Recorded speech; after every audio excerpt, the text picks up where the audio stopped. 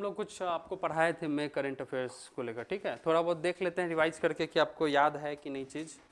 तो कुछ क्वेश्चन है, पहले क्वेश्चन पढ़िए, दोनों भी स्टेटमेंट में है, हिंदी इंग्लिश दोनों में, और बताइएगा हमको कि इसका आंसर क्या हो सकता है।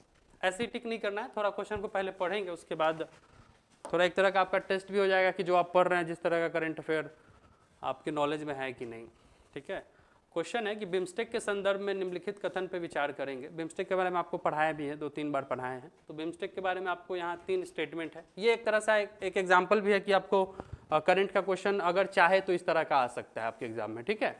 जैसे पहले सिर्फ आता था ना कि बिम्स्टेक का हेडक्वार्टर कहाँ है, ठीक है, बिम्स्टेक कब बना है, या फिर बिम्स्टेक के कितने मेंबर है एक लाइन में, तो वो सब ठीक है, वो सब तो पता है। लेकिन अगर चाहे एग्जामिनर, जो इस साल की डिमांड है कि क्वेश्चन स्टेटमेंट बेस्ड होगा, तो इसी तरह का स्टेटमेंट फ्रेमवर्क किया जा सकता है। 3 स्टेटमेंट है आपके पास, पढ़िए तीनों स्टेटमेंट को, क्या है इसमें। आप विजिबल है ना, पढ़ पा रहे हैं ना यहाँ।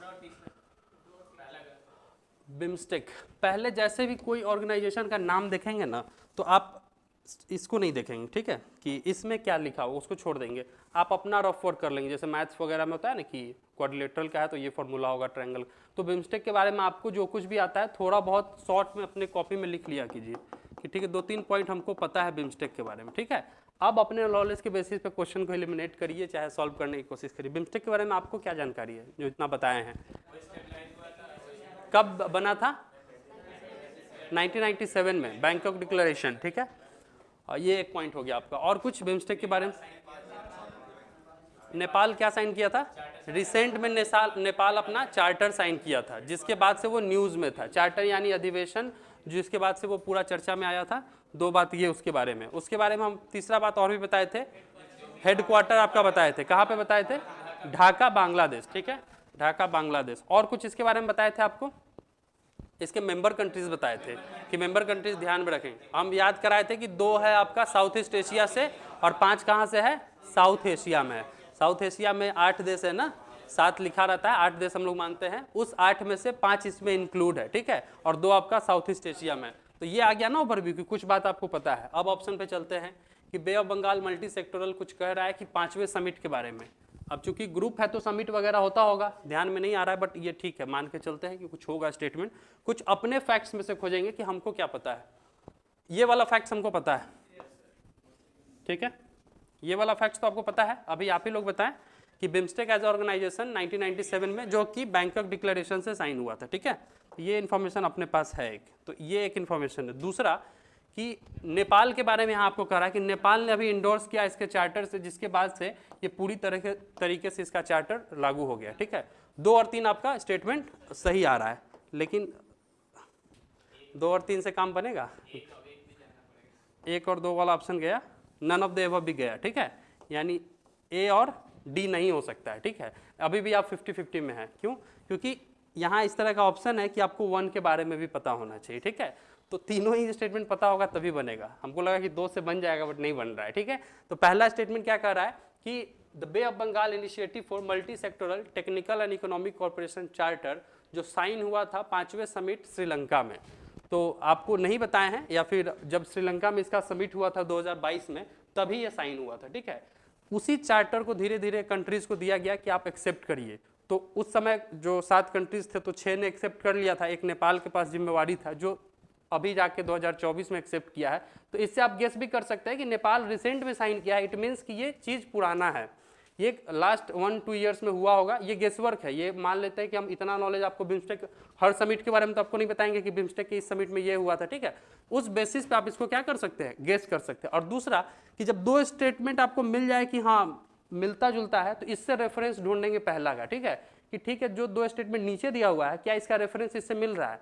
ये हम नहीं बोल रहे हैं, ऐसा नहीं कि हम जबरदस्ती आंसर टिक करना चाह रहे हैं। आपको कुछ रेफरेंस नजर आ रहा है कि चार्टर नेपाल ने यहाँ साइन किया है, इट मीन्स ये चार्टर बना तो पहले होगा ना, ठीक है। हमको डेट नहीं पता है, डेट के बारे में नहीं पता है कि श्रीलंका में हुआ, ये भी नहीं पता है, बट श्रीलंका उसका मेंबर कंट्रीज तो है ही, तो समिट ऑफ कोर्स वहाँ पे हुआ होगा।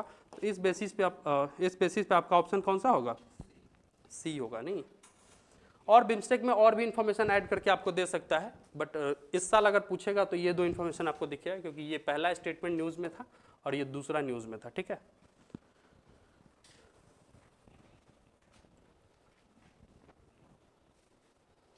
बिम्स्टेक और सार्क, ये दोनों हम लोग दोनों में मेंबर है इंडिया आपका, ठीक है।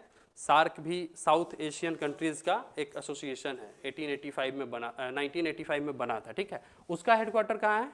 नेपाल, काठमांडू, ठीक है। तो दोनों में ये एक डिफरेंस है कि सार्क का आपका कहाँ पे है? नेपाल, काठमांडू, और उसमें अफगानिस्तान भी मेंबर है, ठीक है। साउथ एशिया के जो 7 देश है वो तो हैं ही सार्क में, और उसमें साथ ही साथ कौन आपका मेंबर है? अफगानिस्तान भी है, ठीक है। तो ये एक उसमें डिफरेंस है। दूसरा क्वेश्चन है, ये आपके प्रीवियस नॉलेज पे ही हम क्वेश्चन दिए हैं जो आपको लास्ट क्लास में पढ़ाए हैं कि करेक्ट आंसर ढूंढना है। इंडिया सिक्योर्ड 39 पोजीशन, ठीक है। इसमें नहीं, इसमें लेटर मिस हो गया यहाँ पे ऐड कर दीजिएंगे।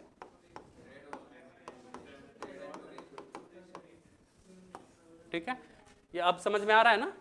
इंडिया सिक्योर्ड 39 पोजीशन, सही है या गलत? सही है। The index was released by world economic forum, ये WEF ही रिलीज करता है ना, या दूसरा कोई करता है? ये तो हम लोग पढ़े भी है ना। WEF जब पढ़ रहे तो वहाँ भी बताए थे 5-6 इंडेक्स का नाम। ये इंडेक्स जब मई में पढ़ रहे तो वहाँ भी आपको बताया है कि ये इंडेक्स इसके द्वारा रिलीज किया जाता है, ठीक है। देख रहे हैं ना, जो आपको नॉलेज दिया जा रहा है उसी के बेसिस पे स्टेटमेंट बनाया जाएगा। ये क्वेश्चन भी आपका न्यूज़ में है कि टुवार्ड्स 1000 स्ट्रैटेजी, 1000 एक स्ट्रैटेजी है, किस चीज़ से जुड़ा हुआ है? टुवार्ड्स 1000 स्ट्रैटेजी, कोई गेसवर्क? और कोई गेसवर्क? बस दो ही, ठीक है। वैसे ये स्ट्रैटेजी आपका इंटरनेशनल सोलर अलायंस से जुड़ा हुआ है, ठीक है। इंटरनेशनल सोलर अलायंस से जुड़ा हुआ है। क्या है, जब हम लोग ISA लास्ट क्लास में पढ़ रहे थे किसी के रेफरेंस में, पराग्वे और स्पेन के रेफरेंस में पढ़ रहे थे कि 99th और 100th मेंबर बना है। उसका हेडक्वार्टर वगैरह आपको सब बताए थे कि गुरुग्राम इंडिया में है। 2015 में ये साइन हुआ था COP21 कहाँ पे? पेरिस में, ठीक है। और इंडिया और फ्रांस ने मिलकर इसको किया था। उसके बाद ये कब बना था? 2017 में फाइनली ये बना था, ठीक है। और उसका हम एक आपको इनिशिएटिव भी बताए थे कि 1 वर्ल्ड 1 सन 1 रूफ, ये हम आपको इनिशिएटिव बताए थे। ये ISA का इनिशिएटिव है, ये मोदी जी के ही कहने पे इनिशिएटिव हुआ था। वैसा ही उसका दूसरा इनिशिएटिव ये है टुवार्ड्स 1000। इसके तहत क्या हो रहा है कि 1 सन 1 वर्ल्ड 1 रूफ वाला तो हम आपको इनिशिएटिव बताए थे कि उसमें एक इंटरनेशनल ग्रिड बनाने की बात है कि सभी जो भी रेंज कंट्रीज होंगे, रेंज कंट्रीज कहने का मतलब वो देश जो ट्रॉपिक ऑफ कैंसर और ट्रॉपिक ऑफ कैप्रिकॉर्न के बीच में आते हैं, वैसे देश के यहाँ जो सौर ऊर्जा की उत्पत्ति होगी वो सभी कहाँ पे ट्रांसफर होंगे? इंटरनेशनल सोलर ग्रिड में होंगे, और फिर वहाँ से ट्रांसपोर्टेशन वगैरह होगा अलग अलग मेथड से, ठीक है। वो उस इनिशिएटिव का काम था। इस इनिशिएटिव का क्या काम है? सिंपल सा बात है, उतना बड़ा प्रोजेक्ट करना है तो पैसा चाहिए ना, फंड रेजिंग। क्या है? Fund raising.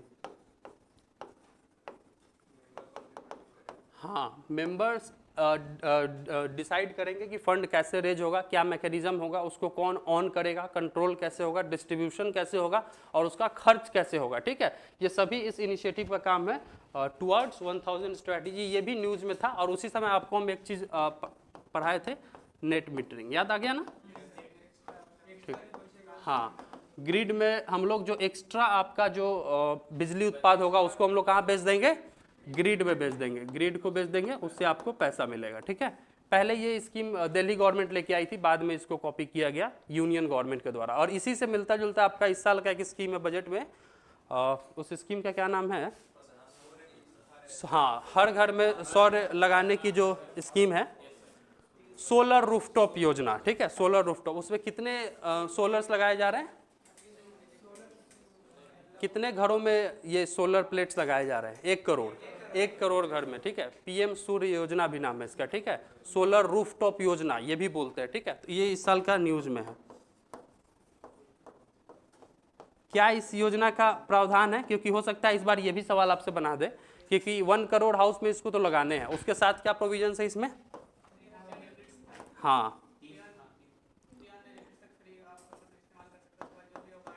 बिल्कुल। अगर 300 यूनिट तक आप अगर बिजली बिल आ रहा है तब वो आपका फ्री रहेगा, ठीक है।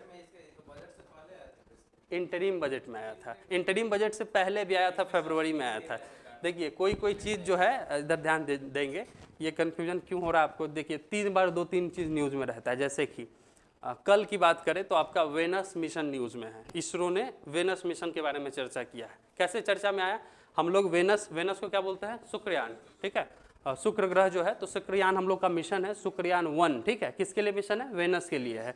उस मिशन का नाम है, ऑफिशियल नाम वेनस ऑर्बिटर मिशन, यानी उससे पता चल रहा है कि वेनस में हम लोग जा नहीं रहे, उसके ऑर्बिट में जा रहे हैं, ठीक है। तो वेनस ऑर्बिटर मिशन, तो जो आप बोले ना कि वो पहले न्यूज़ में था, तो ये कल भी न्यूज़ में था। क्यों न्यूज़ में था?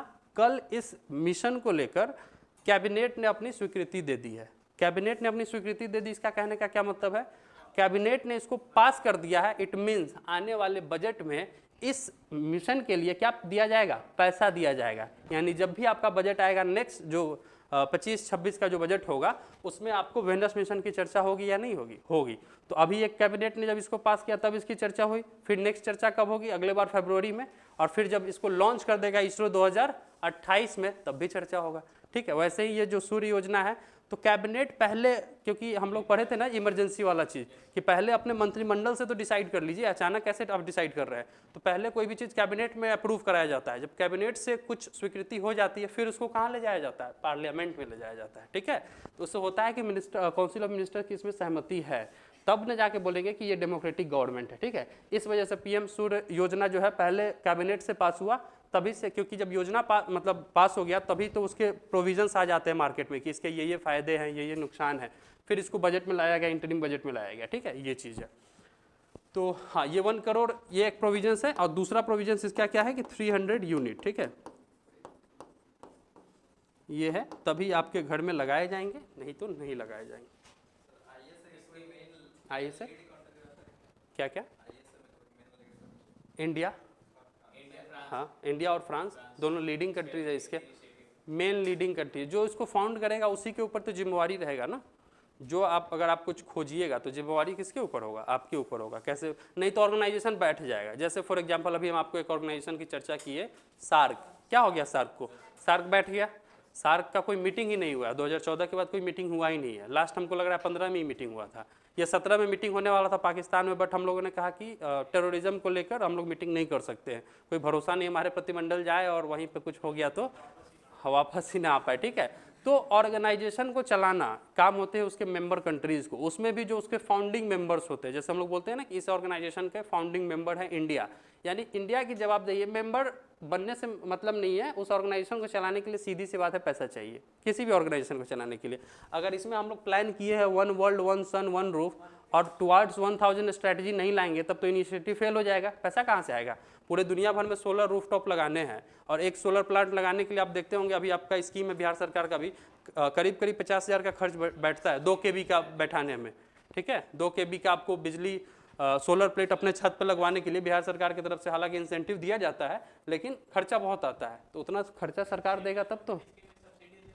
क्या? बिल्कुल दे रहा है सेंट्रल गवर्नमेंट सब। देखिए सोलर एनर्जी, देखिए जैसे जो न्यू एनर्जी है ना, ये हमेशा याद रखिएगा। न्यू एनर्जी कहने का मतलब कौन कौन सा है? नए ऊर्जा के सोर्स अभी आपको मार्केट में, एक सोलर एनर्जी है, और कौन कौन एनर्जी है? विंड एनर्जी है, इथेनॉल है, और कुछ नाम बताइए, और कुछ? नए ऊर्जा के सोर्स क्या है? कोयला तो है ही पुराने सोर्स से, ठीक है, लकड़ी तो है ही है, हाइड्रोफ्यूल्स है ही है, ठीक है। और क्या नए सोर्स? जो अभी नए सोर्स कहने का मतलब जो रिन्यूएबल सोर्स हो, ठीक है, और नॉन पॉल्यूटिंग हो, जो कचरा नहीं फैलाते हो, जो प्रदूषण नहीं करते हो, उनको कह रहे हैं हम न्यू सोर्स, ठीक है। तो न्यू सोर्स में आपका सोलर एनर्जी आ गया, इथेनॉल आ गया, विंड एनर्जी आ गया, एक और जो सबसे चर्चा में है ग्रीन हाइड्रोजन, ग्रीन हाइड्रोजन, ठीक है। और यही सब टर्म आपको पेपर में भी देखने को मिलता है, ठीक है। ये सब जो आप यहाँ पे अभी चर्चा कर रहे हैं, ये सब पेपर में इस साल कहीं ना कहीं एक चीज तो दिखेगा। हाँ, बता रहे आज ग्रीन हाइड्रोजन हम लोग का मिशन भी है। एक न्यूज़ है आप लोगों का, पहले ही बता दे रहा है, ऐसा नहीं लगेगा कि हम आपको नहीं बता रहे हैं। एक न्यूज़ है आपका इस साल का, मतलब मई महीने का, कि वर्ल्ड हाइड्रोजन समिट हुआ है पहली बार। कहाँ पे? नीदरलैंड में, रोटरडम नीदरलैंड में। ये फैक्ट्स पढ़े हैं, ये मई का ही न्यूज़ है। तो वहाँ हम लोग चर्चा करेंगे कि हाइड्रोजन क्या है, क्यों है, सब बातें वहाँ पे करेंगे, ठीक है। ये हम आपको ओवरव्यू दिए कि ये एनर्जी है। तो हम आपको क्या बता रहे थे एक्चुअली में? हाँ, रिन्यूएबल एनर्जी की बात कर रहे हैं। तो ये एनर्जी का जो हम बात कर रहे हैं ना, क्वेश्चन था किन्हीं का कुछ, इसमें क्वेश्चन क्या था मुझे ध्यान से उतर गया। क्या क्वेश्चन पूछे थे कोई? हाँ सब्सिडी की बात कर रहे थे, तो ये जितना भी न्यू सोर्स ऑफ एनर्जी होगा तो उसमें कुछ सोचना नहीं है, सब में गवर्नमेंट सब्सिडी देगा। गुजरात में विंड एनर्जी लग रहा है, सब्सिडी दे रहा है। बिहार में इथेनॉल को लेकर सब्सिडी मिल रहा है कि आप फैक्ट्री लगाइए हम सब्सिडी देंगे। सोलर में सेंटर और स्टेट गवर्नमेंट दोनों दे रहा है। तो इस तरह के एनर्जी के लिए आपको सब्सिडी देगा ही देगा सरकार, क्योंकि सरकार खुद चाहता है इसको प्रमोट करना। आप लेंगे नहीं क्योंकि महंगा है, तो सरकार चाहता है कि कुछ पैसा हम उठा ले इसका खर्चा, और कुछ पैसा कौन उठा ले, जो पर्सन ले रहा है वो उठा ले। तो ये सब एनर्जी में सब्सिडी 100% मिलता है, 100% नहीं मतलब सरकार की तरफ से मिलता है, ठीक है। तो ये क्वेश्चन है, हो गया टुवर्ड्स 1000 स्ट्रेटेजी। ये क्वेश्चन देखिए, ये भी आपको पढ़ाया हुआ है हाल ही में, इंटरनेशनल क्रिमिनल कोर्ट, ठीक है, इंटरनेशनल क्रिमिनल कोर्ट, ठीक है, ये इंटरनेशनल क्रिमिनल कोर्ट ने डिक्लेयर किया है अरेस्ट ऑफ इजराइल पीएम, ये आपको बताए थे, और हमास चीफ जो मर गए अभी, ठीक है, इनको इसके रेफरेंस में कुछ कथन दिए हैं, उसमें आपको सही कथन ढूंढने हैं कि कथन कौन सा सही है। कथन एक है आपका कि आईसीसी जो इंटरनेशनल क्रिमिनल कोर्ट है वो कॉन्स्टिट्यूट हुआ है रोम इंस्टीट्यूट, और इसका हेडक्वार्टर है हेग, नीदरलैंड। सही है या गलत? सही है, ठीक है। ICC is a part of United nation, ये स्टेटमेंट आपका क्या हो जाएगा? गलत हो जाएगा, पार्ट नहीं है। और इसके 124 मेंबर कंट्रीज है। और ये तीसरा स्टेटमेंट पता नहीं, पढ़ाया हुआ चीज है, ये नहीं बोल सकते, ठीक है, एलिमिनेशन से ही बताइए, लेकिन कोई बात नहीं, तीसरा को अभी छोड़ देते हैं। चौथा बताइए, चौथा क्या है? सही है, 18 जज होते हैं। हाँ 15 जज किस में होते हैं? तो फिर पढ़ाए तो थे कि 15 जज आईसीजे में होते हैं, आईसीजे में होते हैं, और 9 साल के लिए होते हैं, ठीक है, 9 साल के लिए। तो और यूनाइटेड नेशन जनरल असेंबली और यूएनएससी दोनों के द्वारा मिलके हर एक कॉन्टिनेंट का रिप्रेजेंटेशन होता है। उसमें बलविंदर सिंह कुछ नाम भी आप बताए थे। हाँ तो वो तीसरा स्टेटमेंट आपका क्या है? 1 और 4 सही है नहीं, और 2 गलत है आपका, तो 2 वाला स्टेटमेंट होगा नहीं। हाँ बिल्कुल, एलिमिनेट करके बन जाएगा, ठीक है, एलिमिनेट करके बन जाएगा। बट एलिमिनेशन ठीक है एग्जाम में लगाना, बट यहाँ तो नॉलेज का टेस्ट है ना, ये तो पढ़ाया हुआ चीज आपको। तीसरा स्टेटमेंट बताइए कि सही होगा या गलत?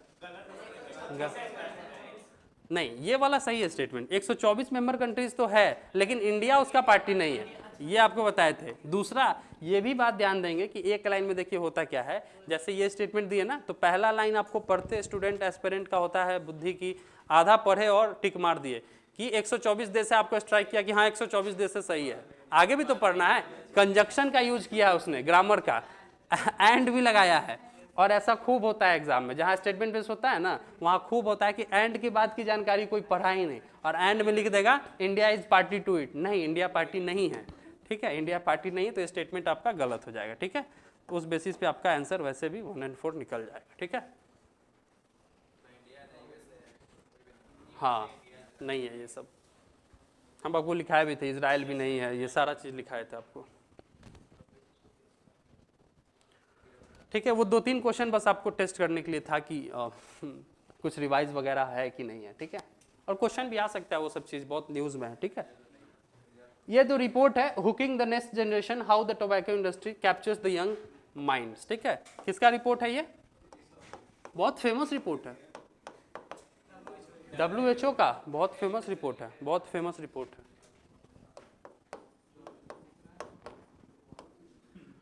स्टॉप एक प्राइवेट इंस्टीट्यूशन है, उन दोनों के मिल के द्वारा ये रिपोर्ट पब्लिश किया गया है, हुकिंग द नेक्स्ट जनरेशन।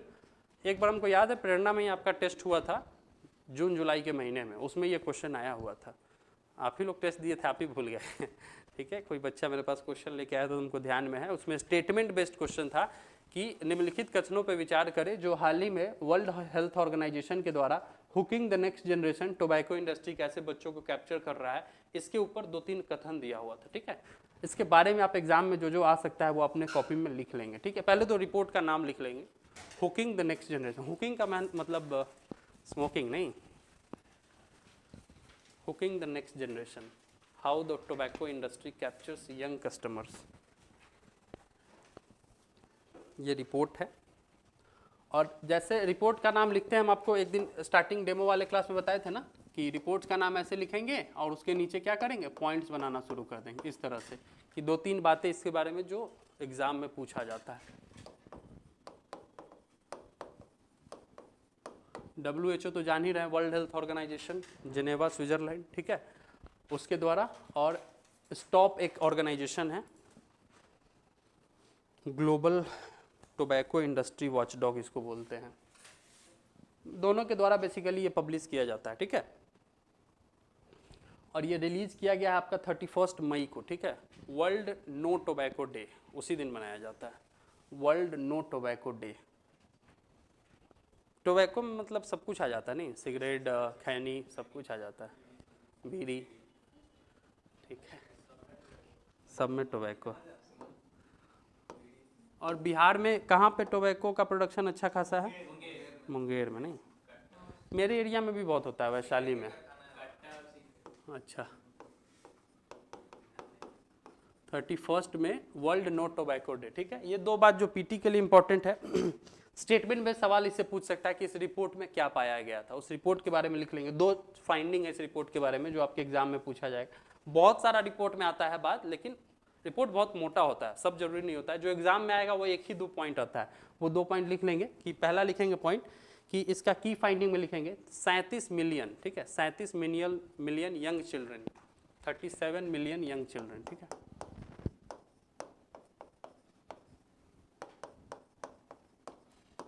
बहुत बड़ा नंबर है, 37 मिलियन यंग चिल्ड्रन जो 13 से 15 साल के एज में हैं वो टोबैको यूज कर रहे हैं, ठीक है। एक पहला रिपोर्ट इसमें पाया गया।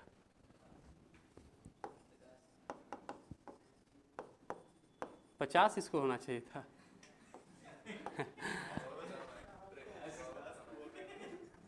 37 मिलियन यंग चिल्ड्रन बिटवीन 13, ठीक है, यंग चिल्ड्रन, ठीक है, 13 से 15 साल के, ठीक है, 13 से 15 साल वो टोबैको यूज कर। और दूसरा इस रिपोर्ट में है कि लगभग 87% जो 15 से 30 साल के बीच में है, ठीक है, लगभग 85% लिख लीजिएगा, लगभग। दूसरा है 85% जो 15 से किस एज के बीच में है, 30 ईयर्स के बीच में एडल्ट जो है वो किस तरह का सिगरेट, मतलब वो किस तरह का कंजप्शन कर रहा है, इलेक्ट्रॉनिक सिगरेट का, ठीक है, इलेक्ट्रॉनिक सिगरेट, हाँ। और आपके जो यहाँ प्रेरणा में टेस्ट हुआ था उसमें यही स्टेटमेंट था। और ये खान सर का अगर आप टेस्ट दीजिएगा, अभी हम क्वेश्चन वगैरह देखते रहते हैं कि किसमें क्या, तो उसमें भी हम एक क्वेश्चन देखे थे, उसमें ये लिखा हुआ था, ये 85 को चेंज कर दिया था 75 से, ठीक है, 85% है, 85% ऑफ दी 15 से 30 साल के बच्चे, जो बच्चे नहीं एडल्ट, जो ई सिगरेट को कंज्यूम कर रहे हैं, ठीक है। ई सिगरेट को, ई सिगरेट का मतलब जान रहे हैं ना?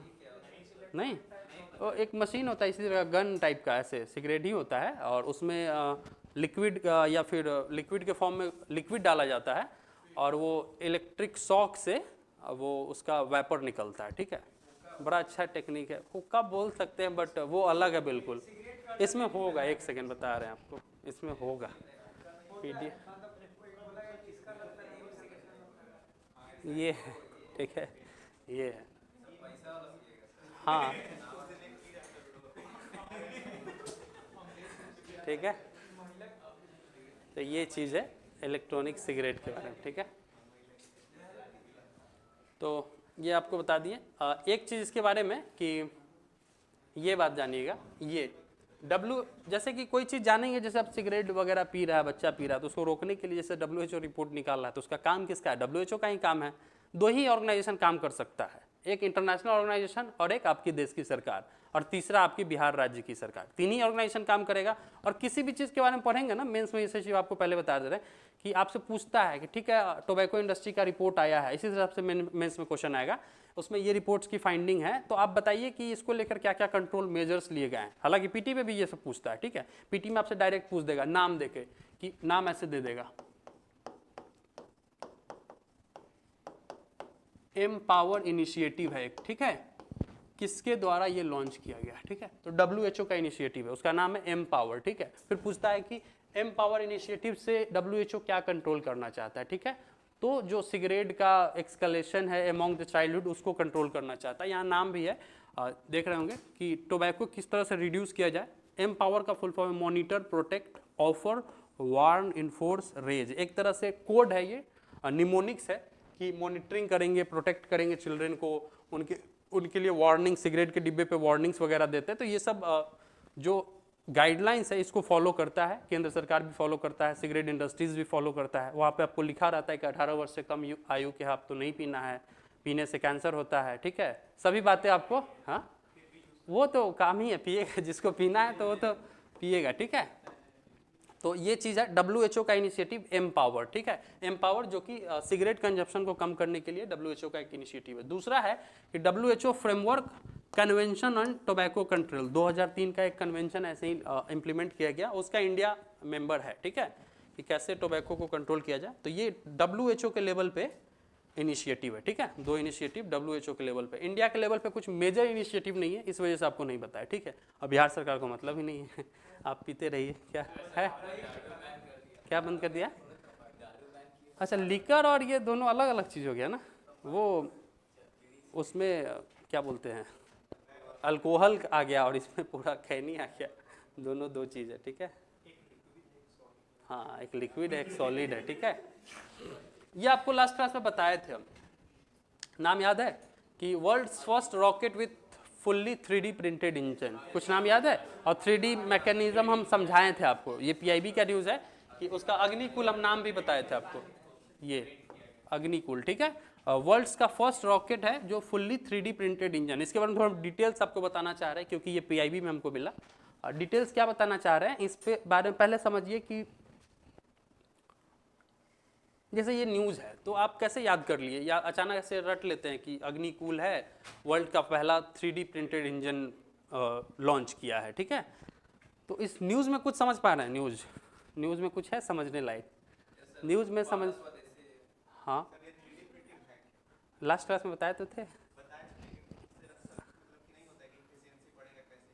अच्छा, 3D प्रिंटिंग हम समझाए थे आपको बेसिकली, हाँ टेक्निक समझ गया ना।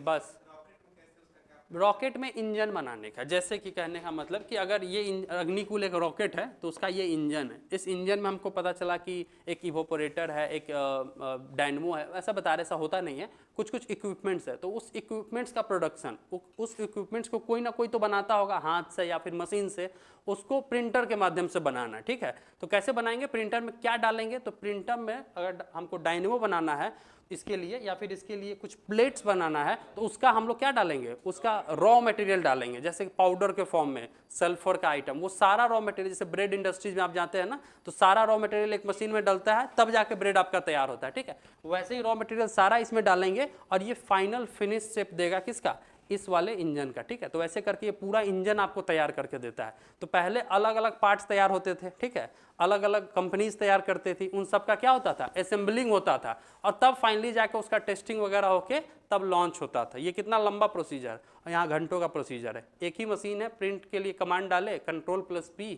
और वो प्रिंट हो गया। हाँ, हम आपको टेम्पल का भी बताए थे, एक हम आपको यहाँ दुबई का भी न्यूज़ हम आपको बताए थे, दुबई में भी कुछ बनाया गया है, ठीक है, मॉस्क या फिर वो 3D। हाँ, तो 3D प्रिंटिंग से बहुत सारे चीज़ हो रहे हैं, हाँ अलग अलग पार्ट्स बनते हैं, ठीक है, उसको बस डाल दिया एक जगह, असेंबल कर दिए। तो बेसिकली इसका पार्ट्स बनाने की बात है। जैसे ये रॉकेट का नाम है अग्निकुल। इंडिया में रॉकेट वगैरह लॉन्च कौन करता है, इसरो को ही काम दिया गया है। प्राइवेट एंटिटीज पहले नहीं लॉन्च करता था, ये आप पढ़े होंगे, ध्यान दिए होंगे। इसरो अटैच्ड बॉडी है किसका, गवर्नमेंट ऑफ इंडिया का, भारत सरकार का अटैच्ड बॉडी है, ठीक है। इसरो ही 1967 में जब बना उस समय से इसरो ही ये सारा कुछ कर रहा है कि स्पेस को लेकर, ठीक है। स्पेस को डाला गया सेंटर के लिस्ट में, ठीक है, और स्पेस वाले लिस्ट को रिजर्व करके रखा गया कि इसमें प्राइवेट एंटिटीज को एंट्री नहीं देना। क्यों, क्योंकि नेशनल सिक्योरिटी का मामला। लेकिन 2023 में ये फील हुआ कि नहीं, अब स्पेस के फील्ड में अगर हमको ग्रो करना है तो सिर्फ उसमें सरकारी कंपनी को ही तक ही अगर लिमिट रखेंगे तब ये हमारा स्पेस सेक्टर उतना ग्रो नहीं हो पाएगा। अब हमको इसमें फॉरेन डायरेक्ट इन्वेस्टमेंट भी अलाउ करना पड़ेगा और इसमें प्राइवेट एंटिटीज़ को भी अलाउ करना पड़ेगा। ये डिसाइड किया हम लोगों ने 2023 में, ठीक है। उसके बाद हम लोगों ने एक ऑर्गेनाइजेशन इन स्पेस बनाए, ठीक है, ये आप नाम सुने होंगे, पेपर में भी बहुत आ रहा है, इन स्पेस बनाए। ये एक तरह जैसे इसरो एक ऑर्गेनाइजेशन है ना, वो सारा काम देखता है, सैटेलाइट लॉन्च से लेके रॉकेट लॉन्च से लेके गवर्नमेंट के सारे काम को कौन देखता है? इसरो देखता है। वैसे ही प्राइवेट कंपनीज क्या करेंगी, उनको क्या क्या परमिशंस है, उनके रिव्यूज को करेगा कि क्या क्या वो कर सकते हैं, उन सभी के लिए एक ऑर्गेनाइजेशन बनाए और इसको भी डिपार्टमेंट ऑफ स्पेस के साथ अटैच कर दिए। ये अलग से एक ऑर्गेनाइजेशन, इसका क्या नाम है? In space. ठीक है, ये प्राइवेट एंटिटीज को देखेगा। ये दो चीज हुआ। ठीक है, साथ ही साथ एक बार और हम आपको बताए थे कि एफडीआई से सवाल भी पूछता है कि किसी सेक्टर में अगर एफडीआई को बढ़ाते हैं तो सवाल आपसे पूछता है कि इस सेक्टर में एफडीआई कितना अलाउ किया गया है। ठीक है, रिसेंट में आपको स्पेस सेक्टर में एफडीआई इंक्रीज किया गया है कितना? 100%। 100% एफडीआई अलाउ किया गया है। ठीक है, 100% एफडीआई। अब इसमें थोड़ा सा चेंज है, FDI in the field of what? उसकी मेंटेनेंस, उसका हाँ बिल्ड, ये सब में। ठीक है, ऑपरेशन, ये सब जितना भी है वो सब चीज़ में, इंजन बनाने में, उसमें हम लोग अलाउ किए हैं। तो 100% एफडीआई। दूसरा बात ये न्यूज़ में उसी के तहत जो हम बताया कि इन स्पेस हम लोग 2023 में डिसाइड किए, बजट वगैरह में भी इसका चर्चा हुआ। उसके तहत हम लोगों ने देखा कि अब प्राइवेट रॉकेट वगैरह लॉन्च करेंगे। तो ये क्या हुआ, आईआईटी मद्रास, यहाँ नाम भी देख रहे होंगे, आईआईटी मद्रास के अंदर। ठीक है, आईआईटी मद्रास के अंदर एक आपका यहाँ पे ऑर्गेनाइजेशन का नाम होगा ये जो अग्निबाण। ठीक है, अग्निबाण या अग्निकुल ही बोलिए, अग्निकुल स्पेस एक आपका स्टार्टअप सेटअप किया गया। ठीक है, हाँ हाँ, अग्निबाण उसका नाम हो गया। ठीक है, तो अग्निकुल उसका जो है स्पेस सेंटर बनाया गया, किसमें? एज अ स्टार्टअप बनाया गया। कहाँ पे? आईआईटी मद्रास के अंदर में। ठीक है, वो private as a private company से उसका अपने एक फंड है, वो रॉकेट्स वगैरह बना रही है। ठीक है, वही रॉकेट्स उसने बनाया है क्या? अग्निकुल। ठीक है, और उसको अब जैसे ये प्राइवेट एंटिटीज है तो इसको लॉन्च भी करना होगा। रॉकेट लॉन्च कहाँ से करेगा? इसरो के लॉन्च पैड कहाँ पे है? ये क्वेश्चन पूछा हुआ है आपका, श्रीहरिकोटा आंध्र प्रदेश। पूछा है ना कि इसरो अपना रॉकेट कहाँ से लॉन्च करता है? श्रीहरिकोटा आंध्र प्रदेश। ये इसरो का अपना है, लेकिन इसरो अपना क्यों देगा कि भाई तुम प्राइवेट हो, अपना जाओ करो। मेरा रॉकेट अगर मेरा लॉन्च पैड यूज करोगे तो फिर अपने फील्ड में तुम काम क्या कर रहे हो? तो इन्होंने एक अपना लॉन्च पैड बना के रखा है, उस लॉन्च पैड का नाम है धनुष। क्या नाम है? धनुष। यहाँ लिखा भी होगा कहीं पे, पीआईबी का न्यूज है ये, यहाँ पे ये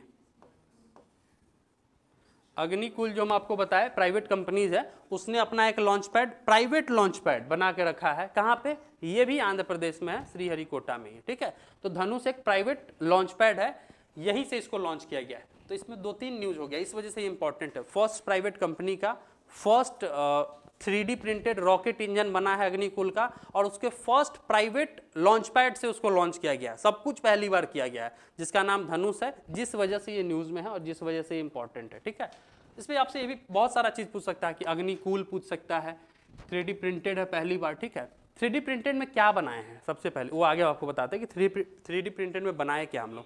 यहाँ आपको लिखा हुआ है कि इंडिया का पहला सेमी क्रायोजेनिक इंजन जो कि हम लोग लॉन्च किए हैं। ठीक है, India's first semi cryogenic engine powered rocket.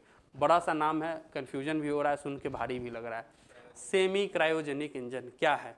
Normal engine क्या होता है? रॉकेट को इंजन चाहिए उड़ने के लिए। नॉर्मल इंजन में सीधा सा होता है कि लकड़ी वकड़ी डाले, इंजन उड़ गया, या फिर उसमें किरोसिन ऑयल डाले, या फिर जो रॉकेट का फ्यूल है वो डाले, उड़ गया। ठीक है, ये नॉर्मल तरीका था अभी तक का रॉकेट का उड़ने का। लेकिन सभी स्पेस एजेंसीज आगे बढ़ रही है, तो इसरो भी चाहा कि हम भी आगे बढ़े, कुछ नया इंजन लेके आते हैं। तो नया इंजन में आपको क्रायोजेनिक इंजन बहुत चर्चा में रहता है, फ्यूल को लेकर कि इंजन है उसको तेल चाहिए, तो एक ऐसा इंजन बनाए जो फ्यूल का यूटिलाइजेशन कम करे, इफिशियंसी उसकी क्या हो? ज़्यादा हो। और लिक्विड हमेशा याद रखेंगे, लिक्विड फ्यूल का इफिशियंसी ज़्यादा होता है। ठीक है, ज़्यादा होता है। इफिशियंसी की बात कर रहे हैं, थर्स्ट की बात नहीं कर रहे। जैसे कि अगर नीचे से ऊपर कूदना हो, एक दिन और बताए थे, तो वहाँ पे सॉलिड फ्यूल की आपकी जरूरत पड़े। इसीलिए हमेशा रॉकेट के सबसे बेस में कैसा फ्यूल इंजन होता है? सॉलिड फ्यूल होता है, क्योंकि यहाँ ग्रेविटी से ऊपर जाने के लिए आपको ज़्यादा एनर्जी की रिक्वायरमेंट। लेकिन इफिशियंसी की बात करें तो क्रायोजेनिक इंजन की बात हो रही, बट यहाँ क्रायोजेनिक इंजन नहीं लिखा है। क्या लिखा है? सेमी क्रायोजेनिक, यानी पूरा क्रायोजेनिक इंजन नहीं बनाया हम लोगों ने, आधा बनाया। अब समझते हैं कि क्रायोजेनिक इंजन बोल किसको रहे। ठीक है, ये भी आपसे सवाल पूछ सकता है कि क्रायोजेनिक इंजन बहुत न्यूज में है, तो क्रायोजेनिक इंजन के बारे में बताइए कि क्या है। तो क्रायोजेनिक इंजन बेसिकली, एक सेकंड, नहीं है, ठीक है, तो क्रायोजेनिक इंजन के बारे में बताते हैं, जिसमें आपका फ्यूल के तौर पे क्या यूज होता है? क्या यूज होता है फ्यूल के तौर पे? Liquid helium. एक तो होता है आपका लिक्विड हाइड्रोजन, ये एज अ फ्यूल यूज होता है। कैसे तौर पे यूज होता है? फ्यूल, ईंधन के तौर पे, ठीक है। प्लस इसमें लिक्विड ऑक्सीजन भी यूज करते हैं, ठीक है। लिक्विड क्या यूज करते हैं? Oxygen, oxygen as a oxidiser, ठीक है, ऑक्सीडाइजर के तौर पे, तभी ये फ्यूल वर्क करेगा, बर्न करेगा, नहीं तो नहीं होगा, ठीक है। क्यों यूज करते हैं? देखिए हम लोग यहाँ, तो इससे पहले हम लोग क्रायोजेनिक इंजन बनाए हैं या नहीं बनाए? बनाए हैं। जो आपका स्पेस क्राफ्ट वगैरह है, या फिर जो आपका क्या बोलते हैं, एयरफोर्स के द्वारा ऑपरेटेड जो है, जैसे तेजस वगैरह जो बना रहे हैं, उसमें भी हम लोग ऑपरेट की बात कर रहे हैं ना, क्रायोजेनिक इंजन की बात कर रहे हैं। क्यों बात कर रहे हैं? तो उसमें हम लोग को केवल हाइड्रोजन लेके जाना पड़ेगा, ऑक्सीजन लेके नहीं जाना पड़ेगा। क्यों? क्योंकि ऑक्सीजन तो अवेलेबल है ना, जिस लेयर पे वो हमारा एयरक्राफ्ट उड़ेगा तो ऑक्सीजन तो हमारा है ही, लेकिन रॉकेट के साथ ये प्रॉब्लम है। रॉकेट को भेजना कहाँ है? वैक्यूम में, स्पेस में भेजना है। वहाँ ऑक्सीजन है क्या? नहीं है। लेकिन वहाँ ऑक्सीजन नहीं रहेगा तो ये लिक्विड हाइड्रोजन आपका फ्यूल काम नहीं कर पाएगा। तो वहाँ पे साथ ही साथ हम लोग को लिक्विड हाइड्रोजन के साथ आपको क्या भेजना पड़ेगा? लिक्विड ऑक्सीजन भी भेजना पड़ेगा, ताकि वो जो आपका हाइड्रोजन है वो बर्न हो सके, तब वो फ्यूल, तो इसकी इफिशियंसी ज़्यादा होगी। ये फ्यूचर की टेक्नोलॉजी है, आगे 10 साल तक आपको यही न्यूज़ में रहेगा। लेकिन इसकी शुरुआत हो गई है। इसका आधा इंजन हम लोगों ने बना के इस बार टेस्ट कर लिया है अग्निकुल रॉकेट में बना के। जो रॉकेट का इंजन हम लोगों ने बनाया है 3D प्रिंटेड के माध्यम से, जिसको इंडिया का पहला प्राइवेट लॉन्च पैड धनुष के माध्यम से उसको क्या किया है? लॉन्च किया है, ठीक है। ये आपका पूरा न्यूज़ है। तो इससे आप सेमी क्रायोजेनिक इंजन भी समझे। हाँ, सेमी क्रायोजेनिक इंजन में एक चीज़ और, क्यों इसको सेमी बोल रहे हैं? क्रायोजेनिक इंजन में होता क्या है? क्रायो शब्द का मतलब क्या है? Low temperature, lowest of the low temperature. ये आपसे पूछा भी हुआ यूपीएससी मेंस में कि what do understand by cryosphere. आप लोग ट्रोपोस्फीयर पढ़े होंगे, एटमॉस्फेयर पढ़े होंगे, स्ट्रेटोस्फीयर पढ़े होंगे, ये सर आप क्रायोस्फीयर नहीं पढ़े होंगे, ठीक है। यूपीएससी ये सब फेयर छोड़ के पूछा आपसे कि सब छोड़ो, क्रायोस्फीयर बताओ क्या होता है, ठीक है। मेंस में जब गए बच्चे तो बोले कि ट्रोपोस्फीयर पे सवाल आएगा, व्हाट इज ट्रोपोस्फीयर, लेकिन पूछ दिया व्हाट इज क्रायोस्फीयर। और लेकिन जो बच्चा न्यूज़पेपर पढ़ रहा है, जैसे हम लोगों को प्रॉब्लम नहीं है, क्योंकि जान रहे क्रायो का मतलब हमको पता था कि क्रायो कहने का मतलब है कि लो टेम्परेचर, इतना लो टेम्परेचर। तो वो लो टेम्परेचर की बात कर रहा है, इट मीन्स वो ग्लेशियर की बात कर रहा है, इट मीन्स वो अंटार्कटिक रीजन की बात कर रहा है। तो उससे आप रिलेट कर सकते हैं, तो खैर वो अलग चीज़ है। तो यहाँ पे क्रायो से यहाँ भी समझिए, अगर क्रायोजेनिक इंजन नाम है तो इंजन तो समझ में आ रहा है, क्रायो प्लस जेनिक यानी इंजन। क्रायो मतलब लो टेम्परेचर, ऐसा इंजन जो कितने टेम्परेचर पे काम करे? लो टेम्परेचर पे काम करे। तो क्रायोजेनिक इंजन लोएस्ट टेम्परेचर पे काम करता है। वही डिफरेंस है, सेमी क्रायोजेनिक में रिलेटिवली टेम्परेचर क्या होता है? हाइयर होता है। किसके कंपैरिजन में? Cryogenic engine. तो इसका यही मतलब है, ये जो सेमी वर्ड यहाँ पे है ना, उसका यही मतलब है, ठीक है। ये न्यूज़ बहुत चर्चा में, बहुत हाईलाइट्स बना रहा है, इस वजह से हम सोचे कि आपको इसको लेकर सारा चीज़ बता दें। इस वाले चीज में जो इसरो और ये बता रहा है, हाँ, इसमें हम लोग हाइड्रोजन जनरली 99% में हाइड्रोजन की ही बात हो रही है। कि हाइड्रोजन की बात क्यों कर रहे हैं इतना? अभी तो पता है हाइड्रोजन एक आपका ग्रीन सोर्स ऑफ एनर्जी है, ग्रीन फ्यूल है। और दूसरा क्यों हम लोग ऐसा कर रहे हैं? क्योंकि भैया अगर ग्रीन है तो उसका, अगर मान लेते हैं कोयला उत्पाद कर रहे हैं, तो कोयला हमारे पास होना भी तो चाहिए। कोयला खत्म होते जा रहा है हमारा, लेकिन हाइड्रोजन हमारे पास एबंडेंस अमाउंट में है। पूरा अर्थ पे पानी ही है, 70% वाटर है। पानी है तो मतलब क्या है? हाइड्रोजन है। तो हाइड्रोजन का तो कमी ही नहीं है, बस कमी है कि हाइड्रोजन उससे निकाले कैसे, इस तकनीक की कमी है, ठीक है।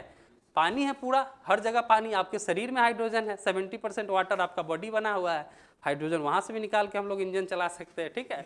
लेकिन निकालने का सिरिंज होना चाहिए जिससे हाइड्रोजन हम लोग बना सके, ठीक है। तो ये आगे हम आपको बताएंगे, ग्रीन हाइड्रोजन वगैरह सभी कॉन्सेप्ट आगे समझाएंगे, ठीक है। तो ये चीज़ है, ये समझे। तो इसमें 2-3 बात आपको जानना चाहिए। कौन कौन सा बात? कि प्राइवेट कंपनी बना है अग्निकुल, इसके बारे में थोड़ा सा लिख लीजिए आप। हम आपको लिखा ही दे रहे, नहीं तो आपका छूट जाएगा, ठीक है। लिख लीजिए, लिख लेंगे कि आईआईटी मद्रास का एक स्टार्टअप है, अग्निकुल कॉस्मोस नाम है उसका। क्या नाम है? अग्निकुल कॉस्मोस। ये क्या है? एक स्टार्टअप है, यानी एक कंपनी है। किसका? आईआईटी मद्रास का, ठीक है, आईआईटी मद्रास का। ये सवाल आएगा, मुझे ऐसा लग रहा है, क्योंकि बहुत इंपॉर्टेंट न्यूज़ है ये।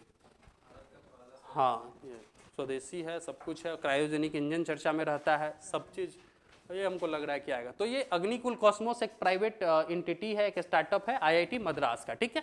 पहला बात, ठीक है। दूसरा लिख लेंगे Dhanush, India's first private launch pad, पहला प्राइवेट लॉन्च पैड, ठीक है, धनुष का नाम लिख लेंगे, धनुष, ठीक है। और लिखेंगे कि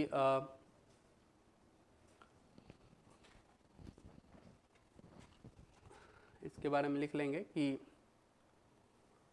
अग्निकूल का जो, ये अग्निकूल जो है वो 3D प्रिंटेड इंजन है, ठीक है, 3D printed engine, 3D printed तकनीक से उसको बनाया है, ठीक है।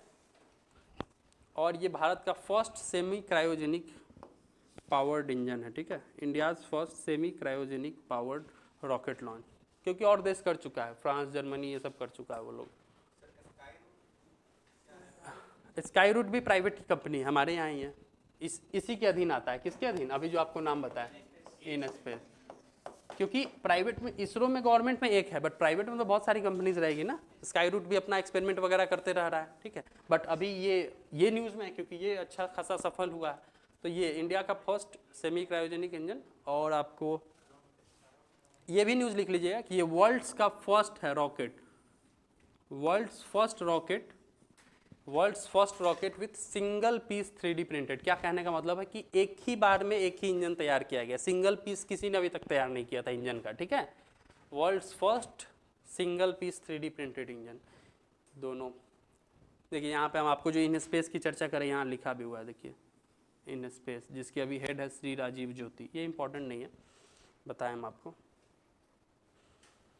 और ये BPSC की आदत रहा है, TRE एग्जाम में ये पूछ लेता है किस दिन लॉन्च किया। हमको तो लगता है टाइम अब ना पूछ ले, 7:15 AM में लॉन्च किया। अब टीचर में देखे, हमको लगा कि 69 ऑनवर्ड BPSC अपने आप को मॉडर्न किया होगा तो ये सब नहीं पूछेगा, बट वो पूछ लिया कि आदित्य L1 कब लॉन्च किए। ये कोई बात थोड़े ना, लॉन्च किए पता है मई महीना में लॉन्च हुआ है। अब बच्चा को हम डेट बताएंगे तो लगेगा कि, लेकिन PIB में डेट दिया हुआ है कि 30 मई को, हाँ, इसीलिए 30 मई को हम बता दे रहे हैं ऑन रिकॉर्ड, 7:15 में लॉन्च किए थे, ठीक है। तो ये कुछ बातें इसके बारे में थी, इतना ही आपको जानना था, ठीक है, और इसके बारे में कुछ इंपॉर्टेंट नहीं है।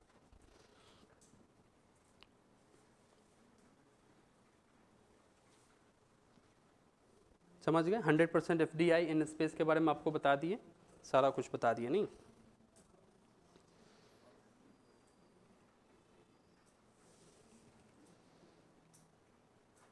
ठीक है, ये न्यूज़ में इतना ही है, ठीक है, और इसमें कुछ इंपॉर्टेंट नहीं है। रिकॉम्बिनेंट DNA टेक्नोलॉजी, ठीक है। इसका क्या है? इसका न्यूज़ है कि ISC, Indian institute of science, ISC Bangalore ने एक नया तकनीक डेवलप किया है, किस चीज़ को लेके? रिकॉम्बिनेंट प्रोटीन बनाने को लेकर, ठीक है। रिकॉम्बिनेंट प्रोटीन बहुत न्यूज़ में है, क्या है, कैसे है, समझते हैं। क्या बोलते हैं उसको? Recombinant protein. पढ़े हैं इसके बारे में? बायोलॉजी शुरू हुआ था ना? किससे नहीं आता है? किससे क्वेश्चन नहीं आता है? अच्छा, देखिए क्वेश्चन तो हमको ही नहीं पता है क्या आएगा, इसीलिए तो इतना आपको पढ़ा रहे हैं कि कुछ भी आए, इससे बाहर थोड़े ना आएगा।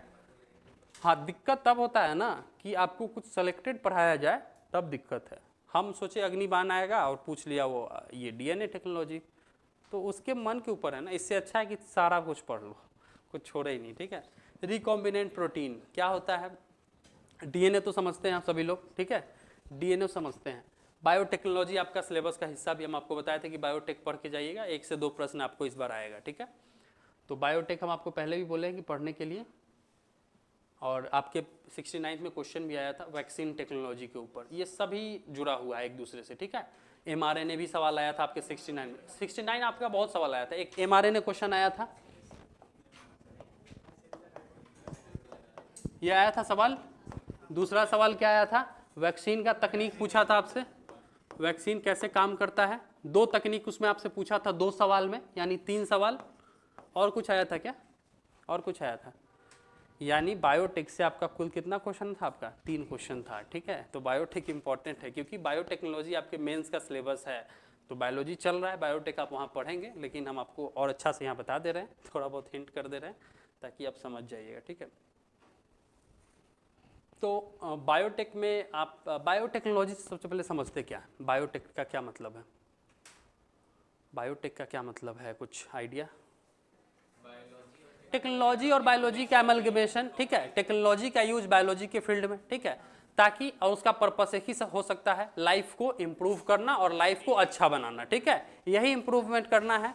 अब हमारे बॉडी का मेन हिस्सा होता है सेल, ठीक है, सेल, सेल के अंदर डीएनए होता है, हाँ, न्यूक्लियस होता है ना न्यूक्लियस के अंदर, ठीक है, और डीएनए ही सारा काम करता है, ठीक है, डीएनए। और एक दिन आपको हम बताए थे ट्रांसक्रिप्शन और ट्रांसलेशन, याद आ रहा है कुछ? क्या होता है ट्रांसक्रिप्शन और ट्रांसलेशन? डीएनए से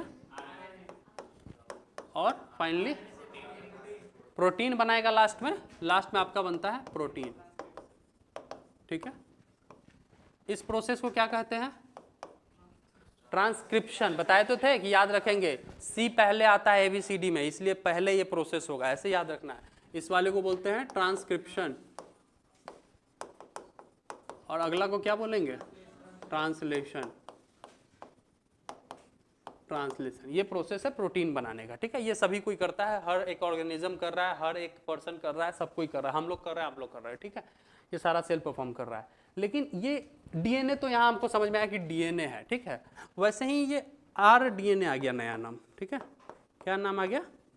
जैसे आपको सवाल पूछा ना mRNA, पूछा उसमें m क्या है, मैसेंजर आरएनए, ठीक है। वैसे यहाँ आरडीएनए अभी चर्चा में है, तो पूछ लेगा आपसे आर क्या है। आर क्या का मतलब है? रिकॉम्बिनेंट डीएनए, ठीक है।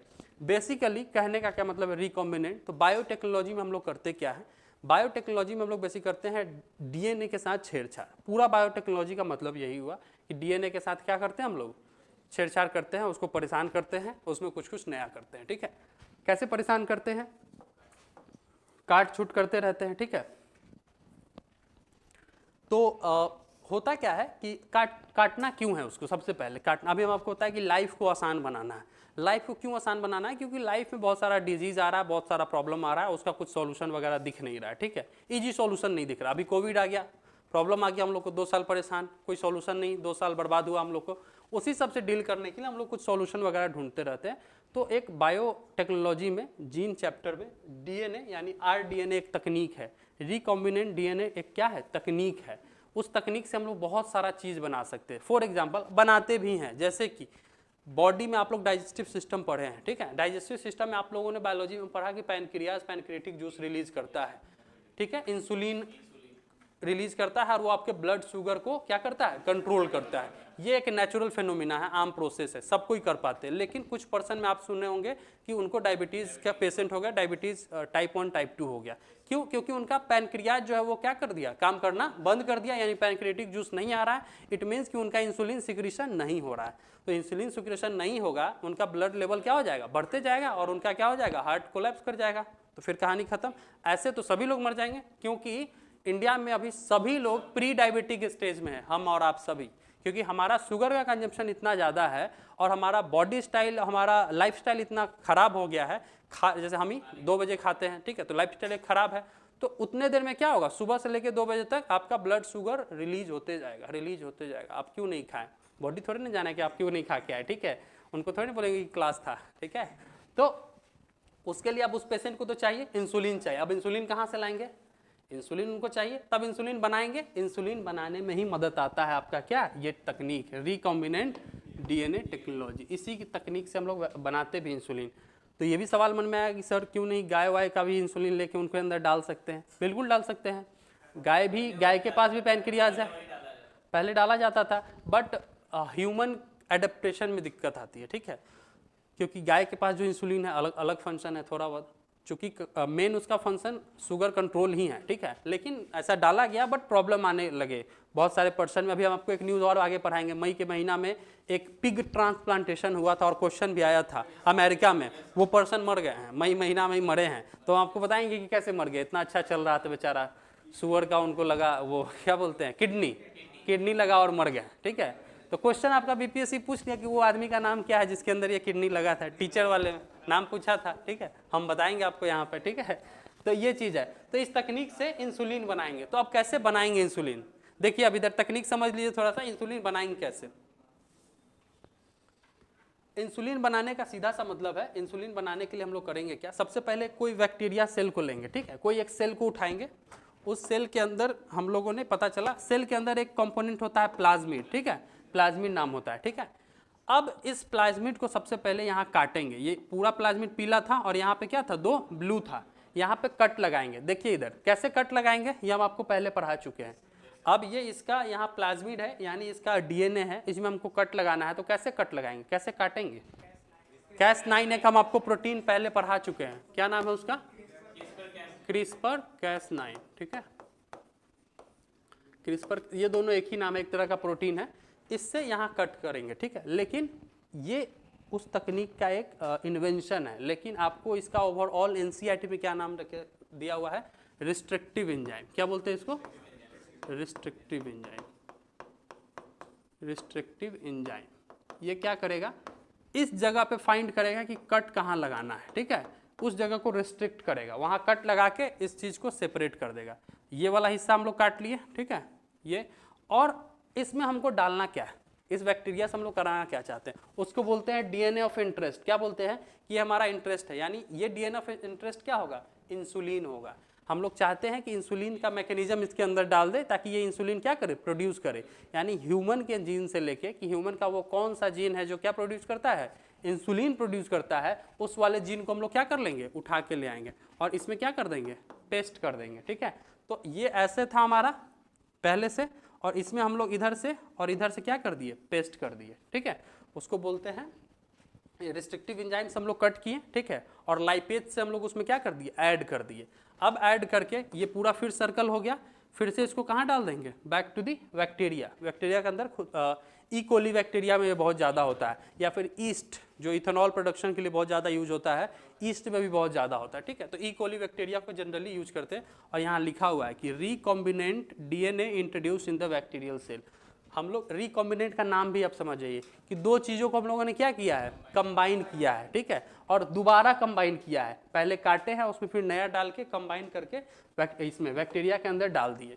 अब बैक्टीरिया के अंदर क्या होगा, बैक्टीरिया एक नॉर्मल सा सेल है, उसके अंदर डीएनए है, वो डीएनए से क्या बनाएगा, आरएनए बनाएगा, हर एक सेल बनाता है, और आरएनए से क्या बनाएगा, प्रोटीन बनाएगा। लेकिन पहले जो प्रोटीन बनाता था उससे अब ये अलग प्रोटीन बनाएगा, क्यों, क्योंकि हम लोगों ने यहाँ पे एक प्रोटीन नया डाल दिया था, वो प्रोटीन क्या है, इंसुलिन। तो ये बैक्टीरिया अब क्या करना शुरू कर जाएगा, इंसुलिन प्रोडक्शन करना शुरू कर जाएगा। अब उस वाले इंसुलिन को हम लोग क्या कर लेंगे, एक्सट्रैक्ट कर लेंगे और उसको बॉटल में फिल करके रख लेंगे, और हमारी मम्मी लोग जो इंजेक्शन के माध्यम से इंसुलिन लेती है, डायरेक्ट पेनक्रियाज में हम लोग इंसर्ट कर देते हैं। इंसुलिन ऐसे ही लेते हैं ना, इंसुलिन नीडल होता है और ऐसे लगाइए, आपका इंसुलिन कहाँ चला जाएगा, पेनक्रियाज के पास चला है, तो आपका बॉडी फिर से क्या हो जाएगा, फंक्शन करना शुरू कर जाएगा।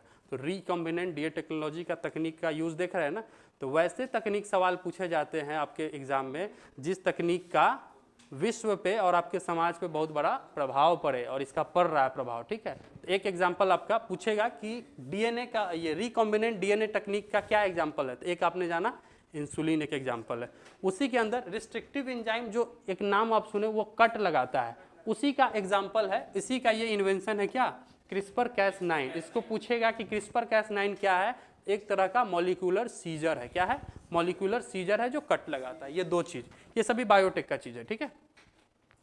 तो ये न्यूज़ क्या है कि आईएससी बैंगलोर ने, आप समझिए न्यूज़ क्या है कि आईएससी बैंगलोर ने एक नया चीज़ ढूंढा है, उसका नाम आपको लिखा रहा है, उससे अब ये जो इंसुलिन वगैरह है उसका प्रोडक्शन कर सकता है। तो पहले किस में करता था, तो पहले ई कोली बैक्टीरिया था उसके माध्यम से करता था, बट एक नया फूड जो हम लोग खाना खाते हैं और नॉर्मल टोमेटो वगैरह टमाटर में भी वो एज अ एजेंट पाया जाता है, ठीक है, उसका यूज करके हम लोग इस तरह का प्रोडक्शन कर सकते हैं। तो ये लिख लेंगे आईएससी बैंगलोर, बस इतना आप लिखेंगे, ये समझने वाला चीज़ था बस। आईएससी बैंगलोर एक नया प्रोसेस ढूंढा है, has found a new process for production of recombinant protein monosodium glutamate, monosodium glutamate. ये फूड एडिटिव है, यानी खाना में पाया जाता है और खाना में कंपनीज ऐड भी करती है, ठीक है। मोनोसोडियम ग्लूटामेट और टमाटर और भी लाल रंग के फसल में पाया जाता है। इसके माध्यम से वो क्या करेगा, नया नया प्रोटीन यानी इंसुलिन वगैरह को क्या करेगा, डेवलप करेगा, ठीक है। लगभग इसमें आपका बायोटेक खत्म हो गया। अब हाँ, बैक्टीरिया की जगह पे एक नया तरीका आया है। पहले इकोली बैक्टीरिया यूज होता था।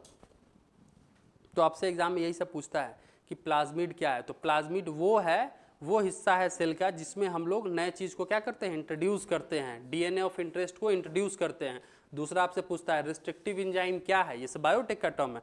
तो रिस्ट्रिक्टिव एंजाइम वो है जिससे हम लोग क्या करते हैं, डिजायर्ड लोकेशन पे कट लगाते हैं, काटते हैं। जो आपको बताया ना, ये वाले जगह पे हमको कट लगाना था, तो किस चीज़ से कट किए हैं, रिस्ट्रिक्टिव एंजाइम से कट किए हैं। उसी का एग्जाम्पल है आपका Cas9। Cas9 पूछेगा क्या है, तो एक तरह का रिस्ट्रिक्टिव एंजाइम है जो कि काटता है, ठीक है। क्या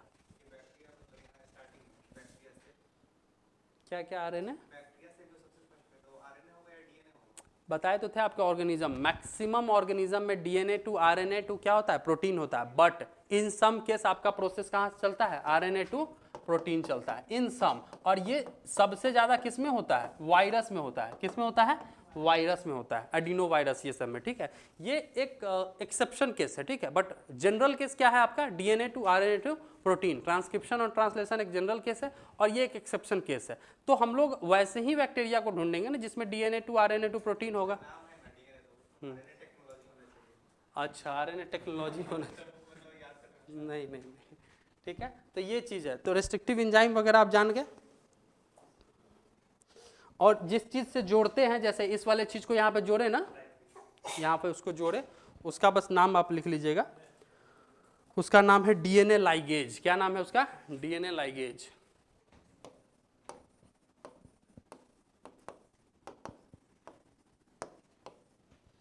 आपका बायोटेक हो गया खत्म, इतना ही है बायोटेक में, और इससे ज्यादा नहीं पढ़ना है आपको बायोटेक।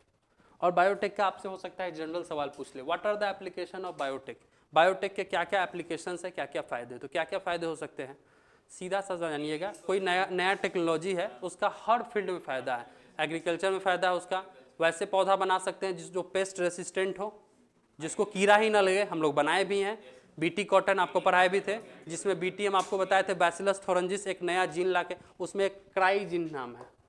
आपसे सवाल भी पूछता है कि क्राई जीन्स आप सुने होंगे, क्या है क्राई जीन्स। जो बीटी कॉटन की हम बात करते थे, तो कॉटन तो समझ गया, कॉटन मतलब सूती का कपड़ा।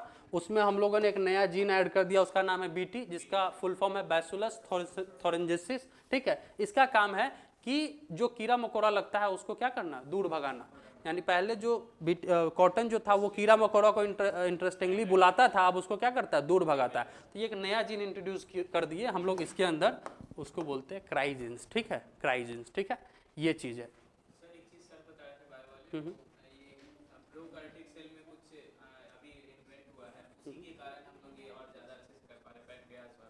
हाँ, पैनक्रियाज वाला,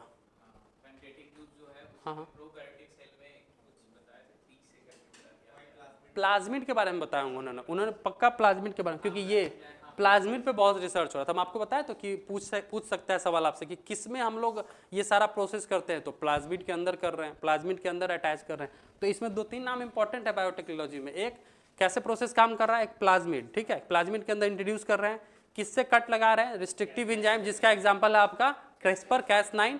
तीसरा पूछ सकता है कि जो नया डीएनए ऑफ इंटरेस्ट उसको ऐड किससे किए, ठीक है, उसका क्या नाम है, लाइगेज, ठीक है, उसका नाम है लाइगेज। पूरा नाम है उसका, आप यहाँ लिख सकते हैं, उसका पूरा नाम है डीएनए लाइगेज, ठीक है, डीएनए लाइगेज, उससे ऐड करते हैं। और चौथा क्या पूछ सकता है आपसे, ये हो गया। और चौथा एप्लीकेशन पूछ सकता है, तो आपको बताया कि मेडिसिन के फील्ड में, हेल्थ केयर के फील्ड में, एग्रीकल्चर के फील्ड में, हर चीज़ का हम आपको एग्जांपल दे सकते हैं। हर चीज़ का आप एग्जांपल, जैसे बीटी कॉटन इसका बता दिए, एग्रीकल्चर का बता दिए, मेडिसिन का आपको एग्जांपल दे दिए, इंसुलिन, ठीक है। वैसे ही हर फील्ड में आपका पूछेगा। तो क्वेश्चन ऐसे पूछेगा, सेट ए क्वेश्चन नंबर 1 ऐसे ही रहेगा, what are the applications of biotechnology. और उसमें 3 ऑप्शन रहेगा, in the field of agriculture, in the field of medicine, in the field of space, all of the above. ऐसा रहेगा तो question all of the above होगा, क्योंकि इसका नया टेक्नोलॉजी और सब में यूज हो सकता है, ठीक है। और दूसरा तीसरा पूछ सकता है डिस्ट्रक्टिव एंजाइम के बारे में, लाइगेज के बारे में, प्लाज्मिड के बारे में, ये सारा चीज़ आपसे पूछ सकता है। ये पूरा बायोटेक में आपका इतना ही इंपॉर्टेंट है, तो बायोटेक आपका चैप्टर खत्म, ठीक है। क्वेश्चन आया हुआ है, अब देखते हैं कि इतना पढ़ लिए हम लोग। क्वेश्चन आपका यूपीएससी में पूरा भरपूर आया हुआ है और बीपीएससी इस साल से अब डालना शुरू करेगा। क्वेश्चन ये यूपीएससी का ही है। रिकॉम्बिनेंट डीए टेक्नोलॉजी, जिसको बोलते हैं जेनेटिक इंजीनियरिंग भी, क्योंकि एक तरह से इंजीनियरिंग ही हम लोग कर रहे हैं, allow genes to be transferred. कहाँ कहाँ जीन्स को ट्रांसफर करने के लिए अलाउ करता है? ऑप्शन पढ़िए पहले कि across different species of plant, मतलब पौधा के अलग अलग प्रजाति में जीन्स का आदान प्रदान कर सकते हैं। ऑप्शन सही या गलत? कर सकते हैं। एनिमल्स टू प्लांट्स, एनिमल्स का जीन निकाल के प्लांट में लगाया जा सकता है क्या? डाउटफुल लग रहा है, नहीं। From microorganism to higher microorganism, नीचे अभी तो हम लोग एग्जाम्पल नहीं देखे ई कोली बैक्टीरिया का, ठीक है। अब इसमें तो अभी तो बताया कि नया टेक्नोलॉजी है, कुछ भी कर सकते हैं, ठीक है। हाँ बिल्कुल, जीन्स निकालने की बात है। देखिए ध्यान सुनिएगा, डीएनए ऑफ इंटरेस्ट, जो आपको एक टर्म आप लोगों ने ध्यान नहीं दिया, डीएनए ऑफ इंटरेस्ट, ये टर्म था अभी थोड़ा देर पहले। इसमें हम लोगों ने क्या बताया कि ये इसी का एग्जाम्पल तो आपको समझा रहे थे, लिंक करिएगा नहीं तो कहाँ से चलेगा। एक अभी बीटी कॉटन का हम आपको एग्जाम्पल दिए। बीटी कॉटन, बातों बातों में आप लोग बढ़ जाते हैं आगे। बीटी कॉटन में कॉटन क्या है? प्लांट है, प्लांट है। ये क्या कह रहा है? एनिमल से जीन निकालने की बात है। बीटी क्या है? एक तरह का जीन है। किसका जीन है? एनिमल का ही जीन है। वैसे एनिमल का जीन जो कीटाणु को दूर भगाता है, ठीक है। तो बीटी कॉटन एनिमल का जीन प्लांट में, ये आपका एग्जाम्पल है। तो दूसरा ऑप्शन भी क्या होगा? सही होगा। तो इस तरह से लिंक करें। हाँ, बस फॉलो ही करना पड़ेगा आपको बायोलॉजिकल टर्म को, तभी समझ में आएगा, ठीक है। तो ये क्वेश्चन समझ गए, इसमें कोई दिक्कत नहीं है ना? 1 2 3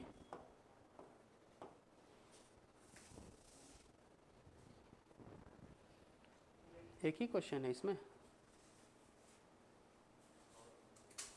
और भी क्वेश्चन आया था बट हम नहीं डाले।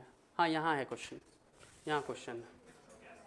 2 स्टेटमेंट है। क्रिस्पर Cas9 टेक्नोलॉजी इनेबल्स करता है जेनेटिस्टिक्स और मेडिकल रिसर्च को, जो एडिट कर सकता है जीनोम में। यही बात हम लोग उतना देर से समझ रहे हैं कि जीन में क्या कर सकता है? एडिट कर सकता है, जीन को एडिट कर सकता है। पहला ऑप्शन आपका सही होगा। It is the most versatile and precise method of genetic manipulation.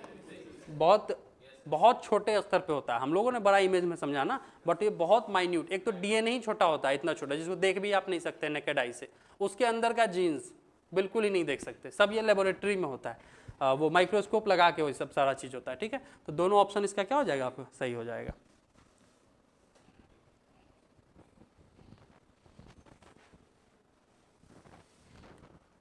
ठीक है, तो ये इसमें कुछ है क्या? ये हो सकता है आपके एग्जाम में, हमको ऐसा लगा कि पूछ ले। क्रिस्पर हम लोग बार बार पढ़ रहे हैं, हो सकता है आपसे फुल फॉर्म पूछ ले क्रिस्पर का, ठीक है। क्रिस्पर का हो सके आपसे फुल फॉर्म पूछ ले, ठीक है। आदत रहा है बीपीएससी का, एमआरएनए तकनीक न्यूज़ में, तो एमआरएनए का फुल फॉर्म पूछा था आपसे, ठीक है। इसका फुल फॉर्म लिख लीजिएगा, clustered regularly interspaced short palindromic repeats. बहुत लंबा नाम इसलिए हम लिख दिए हैं यहाँ। क्या? अच्छा, हाँ हाँ हाँ हाँ, वो पूछता है जिसमें उसमें किसी एक ही होगा, उसमें दे देता है बहुत सारा, ठीक है। Cas9 का ये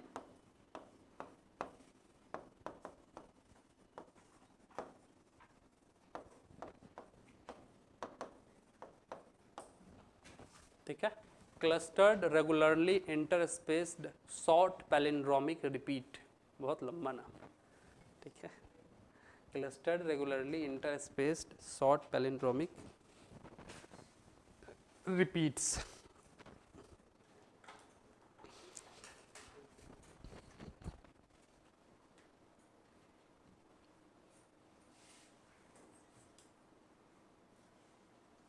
अब आपको बायोटेक अलग से नहीं पढ़ना पड़ेगा, ऐसा नहीं कि आपको फिर से, तो अब हो गया, आप निश्चिंत हो गए। अब आप साइंस, जनरल साइंस आप पढ़िए बस, बायोटेक।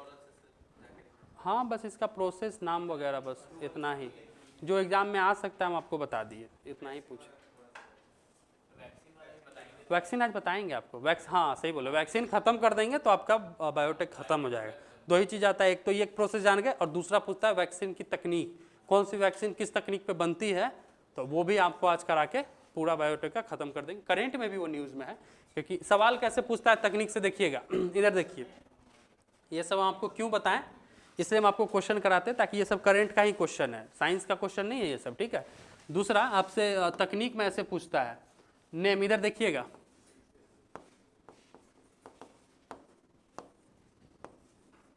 ठीक है, वैक्सीन और इधर रहेगा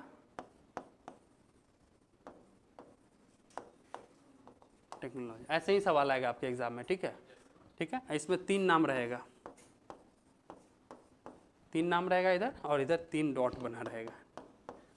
क्वेश्चन लीक किया जा रहा है, नहीं, 3 नाम रहेगा। क्या नाम रहेगा? जो आपने लगाया है, कोविशील्ड सभी ने लगाया है, ठीक है, कुछ लोग कोवैक्सीन लगाए होंगे, और कुछ बताइए, कोई और लगाए हैं? स्पुतनिक लगाए हो, ठीक है, ठीक है। ये तीनों नाम दे देगा और आपसे पूछेगा कि किस तकनीक पे आधार है ये, ठीक है। ये 3 ऑप्शन देगा और कहेगा कि मिलान करके बैठते रहिए 2 घंटा एग्जाम में, और बैठ के इसको क्या करिए, आपस में मिलाइए, ठीक है। हाँ बताएंगे आगे टॉपिक में, यही बताएं, आज इसको बता के खत्म करेंगे। ये हम आपको हिंट किए कि ये चीज़ ऐसे ही सवाल आएगा, पहले ही बता दें, हाँ, ताकि इंटरेस्ट आपका जगेगा। इस तरह का सवाल आपसे यूपीएससी में पूछा है, सीडीएस एग्जाम में पूछा है, अब बारी बीपीएससी की, यूपी पीसीएस में पूछा है, ठीक है। यूपी पीसीएस में ये सवाल है, पहली बार यूपी पीसीएस में आया था, ठीक, अब पहली बार बीपीएससी में आएगा। नेक्स्ट एक न्यूज़ लिखेंगे, सिंगल न्यूज़ है, लिखेंगे national stock exchange, NEC, national stock exchange, ठीक है, नेशनल स्टॉक एक्सचेंज ने लॉन्च किया है India's first electric vehicle index, India's first electric vehicle index, India's first electric vehicle index. ये बस एक न्यूज़ है। देखिए, सेबी अगर कुछ लॉन्च करे, ठीक है, और NSE कुछ अगर लॉन्च करे तो वो आ जाता है आपके एग्जाम में, सेबी और नेशनल।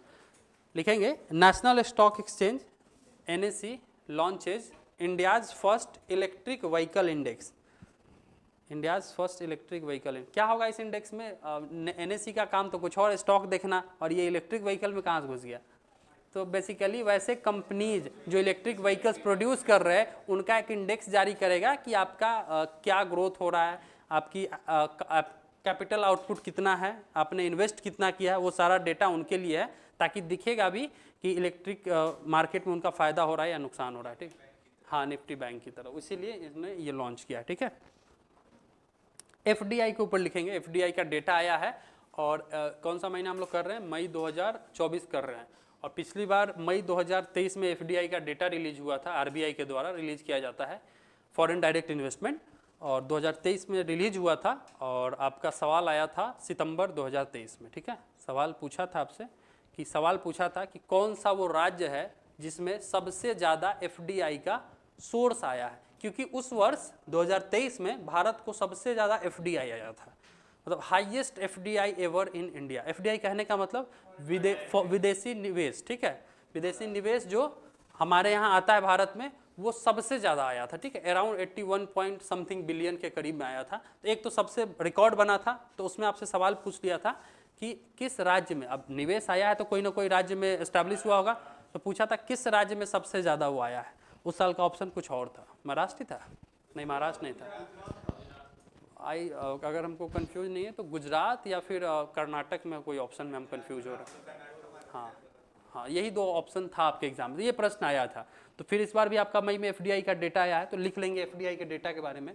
FDI में डिक्लाइन आया है, ठीक है, FDI में इस बार हाईएस्ट नहीं हुआ है, लेकिन क्या हुआ है, डिक्लाइन आया है। तो एक बात आप जानेंगे। दूसरा लिखेंगे कि हाईएस्ट सोर्स लिख लेंगे जहाँ से FDI का आया है, ठीक है, लिख लेंगे सोर्स कंट्री जहाँ से सबसे ज़्यादा FDIs आया है, ठीक है, सबसे ज़्यादा FDI आया है वो चीज़ लिख लेंगे।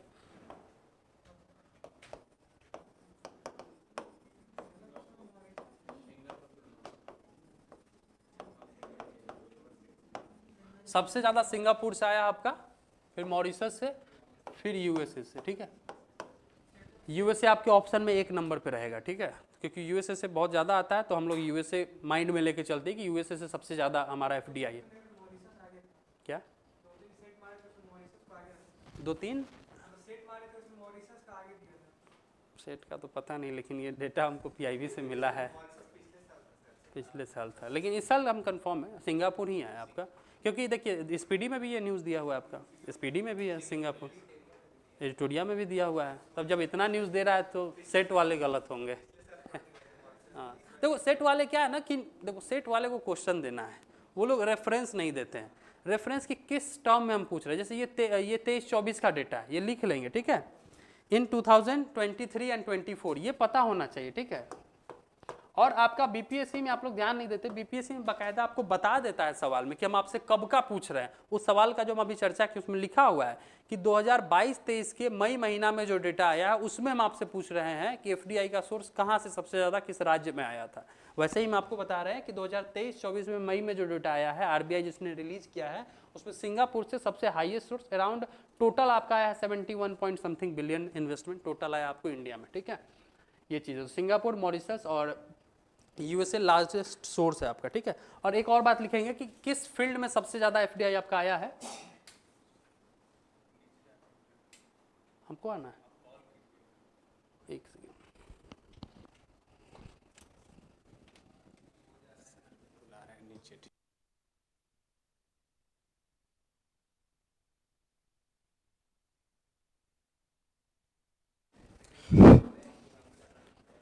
ठीक है, आज इंटरव्यू वगैरह है नहीं,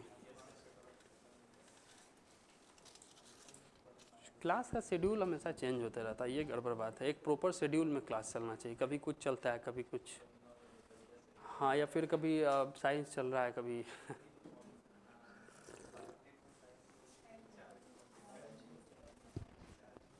ठीक है।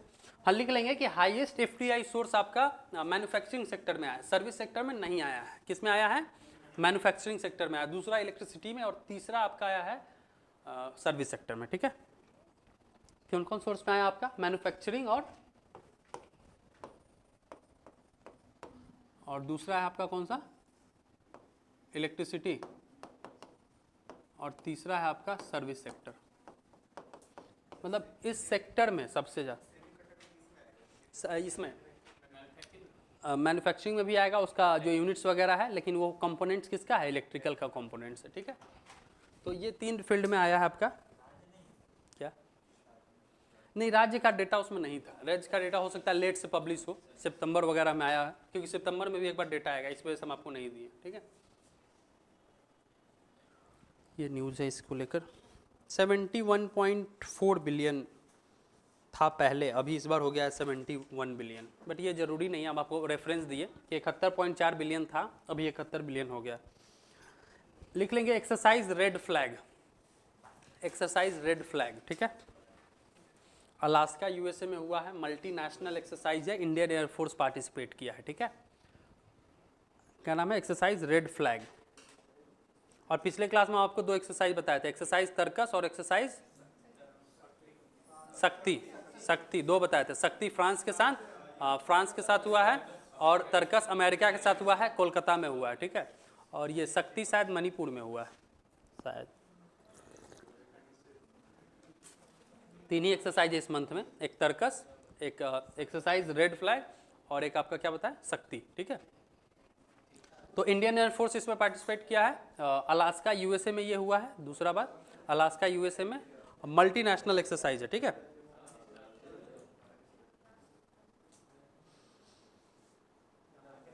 दूसरा लिखेंगे इसके बाद का न्यूज़, मनामा डिक्लेरेशन। क्या लिखेंगे, मनामा डिक्लेरेशन।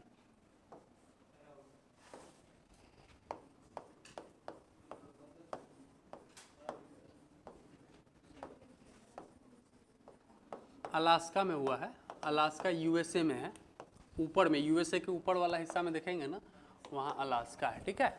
यूएसए में हुआ है, मल्टीनेशनल एक्सरसाइज है, बहुत सारे देश उसमें पार्टिसिपेट करते हैं, और इंडियन एयरफोर्स भी पार्टिसिपेट किया है। दूसरा न्यूज़ है मनामा डिक्लेरेशन। अच्छा, इस तरह से हम आपको लिखाते हैं, आपके एग्जाम में क्वेश्चन आता है कि नहीं इस तरह का, कि नहीं आया है, आया हुआ है 69 में ही आया हुआ है, क्या देखते हैं प्रश्न, क्वेश्चन आया है। अच्छा, एग्जाम दिए उससे क्या मतलब है, आपको क्वेश्चन तो देख के जाना है ना। उसमें एक क्वेश्चन है करंट अफेयर में, देखिएगा, लिस्बन डिक्लेरेशन, कुछ याद है, पूछा है कि लिस्बन डिक्लेरेशन किस चीज़ से जुड़ा हुआ है, तो वो करंट का ही तो सवाल है, आया हुआ था न्यूज़पेपर में। ओशन से जुड़ा हुआ है, किससे जुड़ा हुआ? ओशन यानी समुद्र से जुड़ा हुआ है लिस्बन डिक्लेरेशन। वैसे ही आपका ये डिक्लेरेशन हुआ है मनामा डिक्लेरेशन, ये किस चीज़ से जुड़ा हुआ है? पीस कीपिंग ऑपरेशन, जो यहाँ पे आप देख रहे हैं ना, peace keeping operation. Peace keeping मतलब शांति के लिए जो ऑपरेशन चलाए जाते हैं। हाँ, ब्लू हेलमेट भी यहाँ लिखा भी हुआ है, peace keeping operation. Manama declaration peace keeping operation से जुड़ा हुआ है।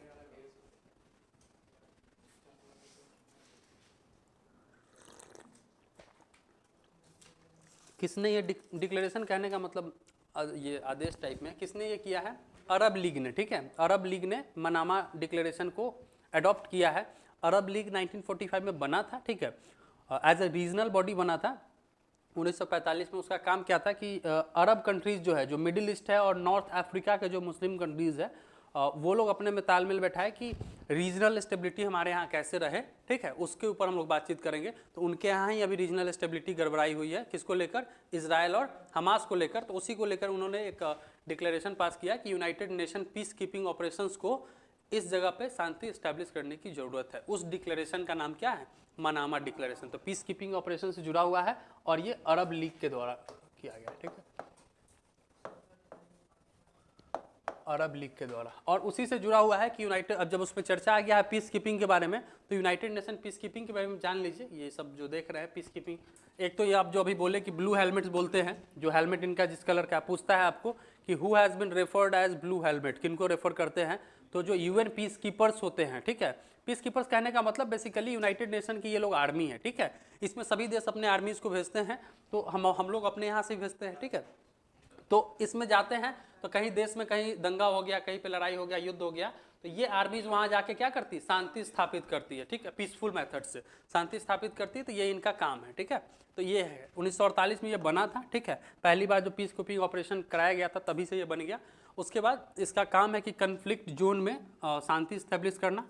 इसका गाइडिंग प्रिंसिपल है कुछ, ठीक है, कि कैसे ये काम करता है। और लकली आपका ये क्वेश्चन आया हुआ था, कहाँ पे आया हुआ था?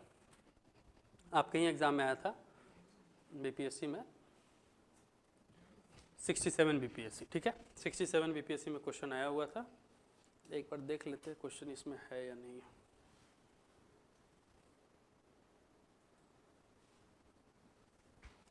क्वेश्चन छूट कैसे गया? हम पीडीएफ में डाले थे।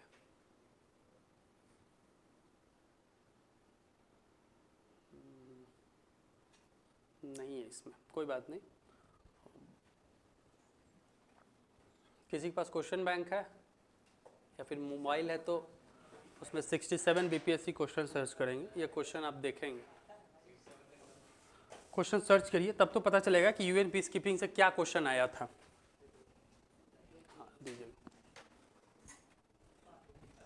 तो यूएन पीस कीपिंग के बाद आप थोड़ा बहुत लिख लीजिए कि 48 में बना है, ब्लू हेलमेट्स रेफर करते हैं। इसमें कैसे दिया हुआ है? ईयर वाइज दिया हुआ है, अलग अलग दिया हुआ है? अलग अलग, तब तो खोजने में बहुत टाइम लग जाएगा। इसमें अलग अलग दिया हुआ है। करंट अफेयर का सेक्शन है इसमें, कहाँ पे है? ये अलग अलग क्यों कर देते जब क्वेश्चन एक पेपर का एक ही जगह रहने दे? नहीं दिख रहा है इसमें।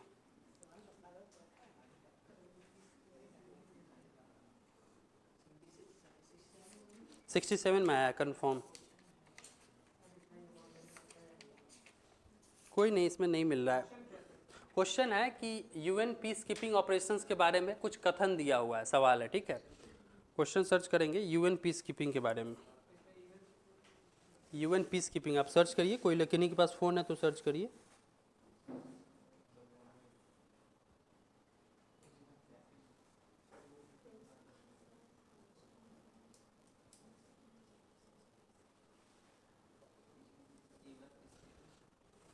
पीडीएफ हम बनाते कुछ और है, आ कुछ और जाता है, ये भी दिक्कत ही है।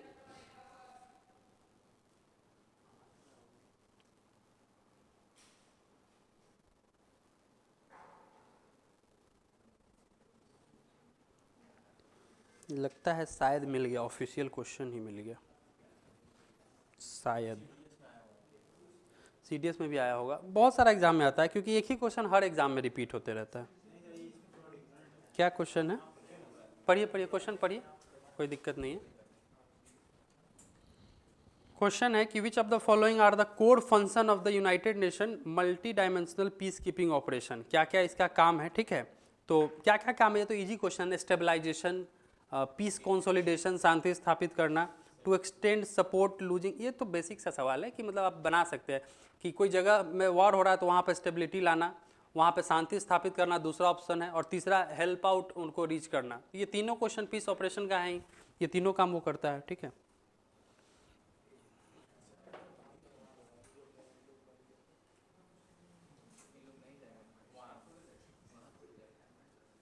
देखिए दूसरा एक सवाल आया हुआ है कि with reference to United Nation peacekeeping force, कुछ कथन दिया हुआ है।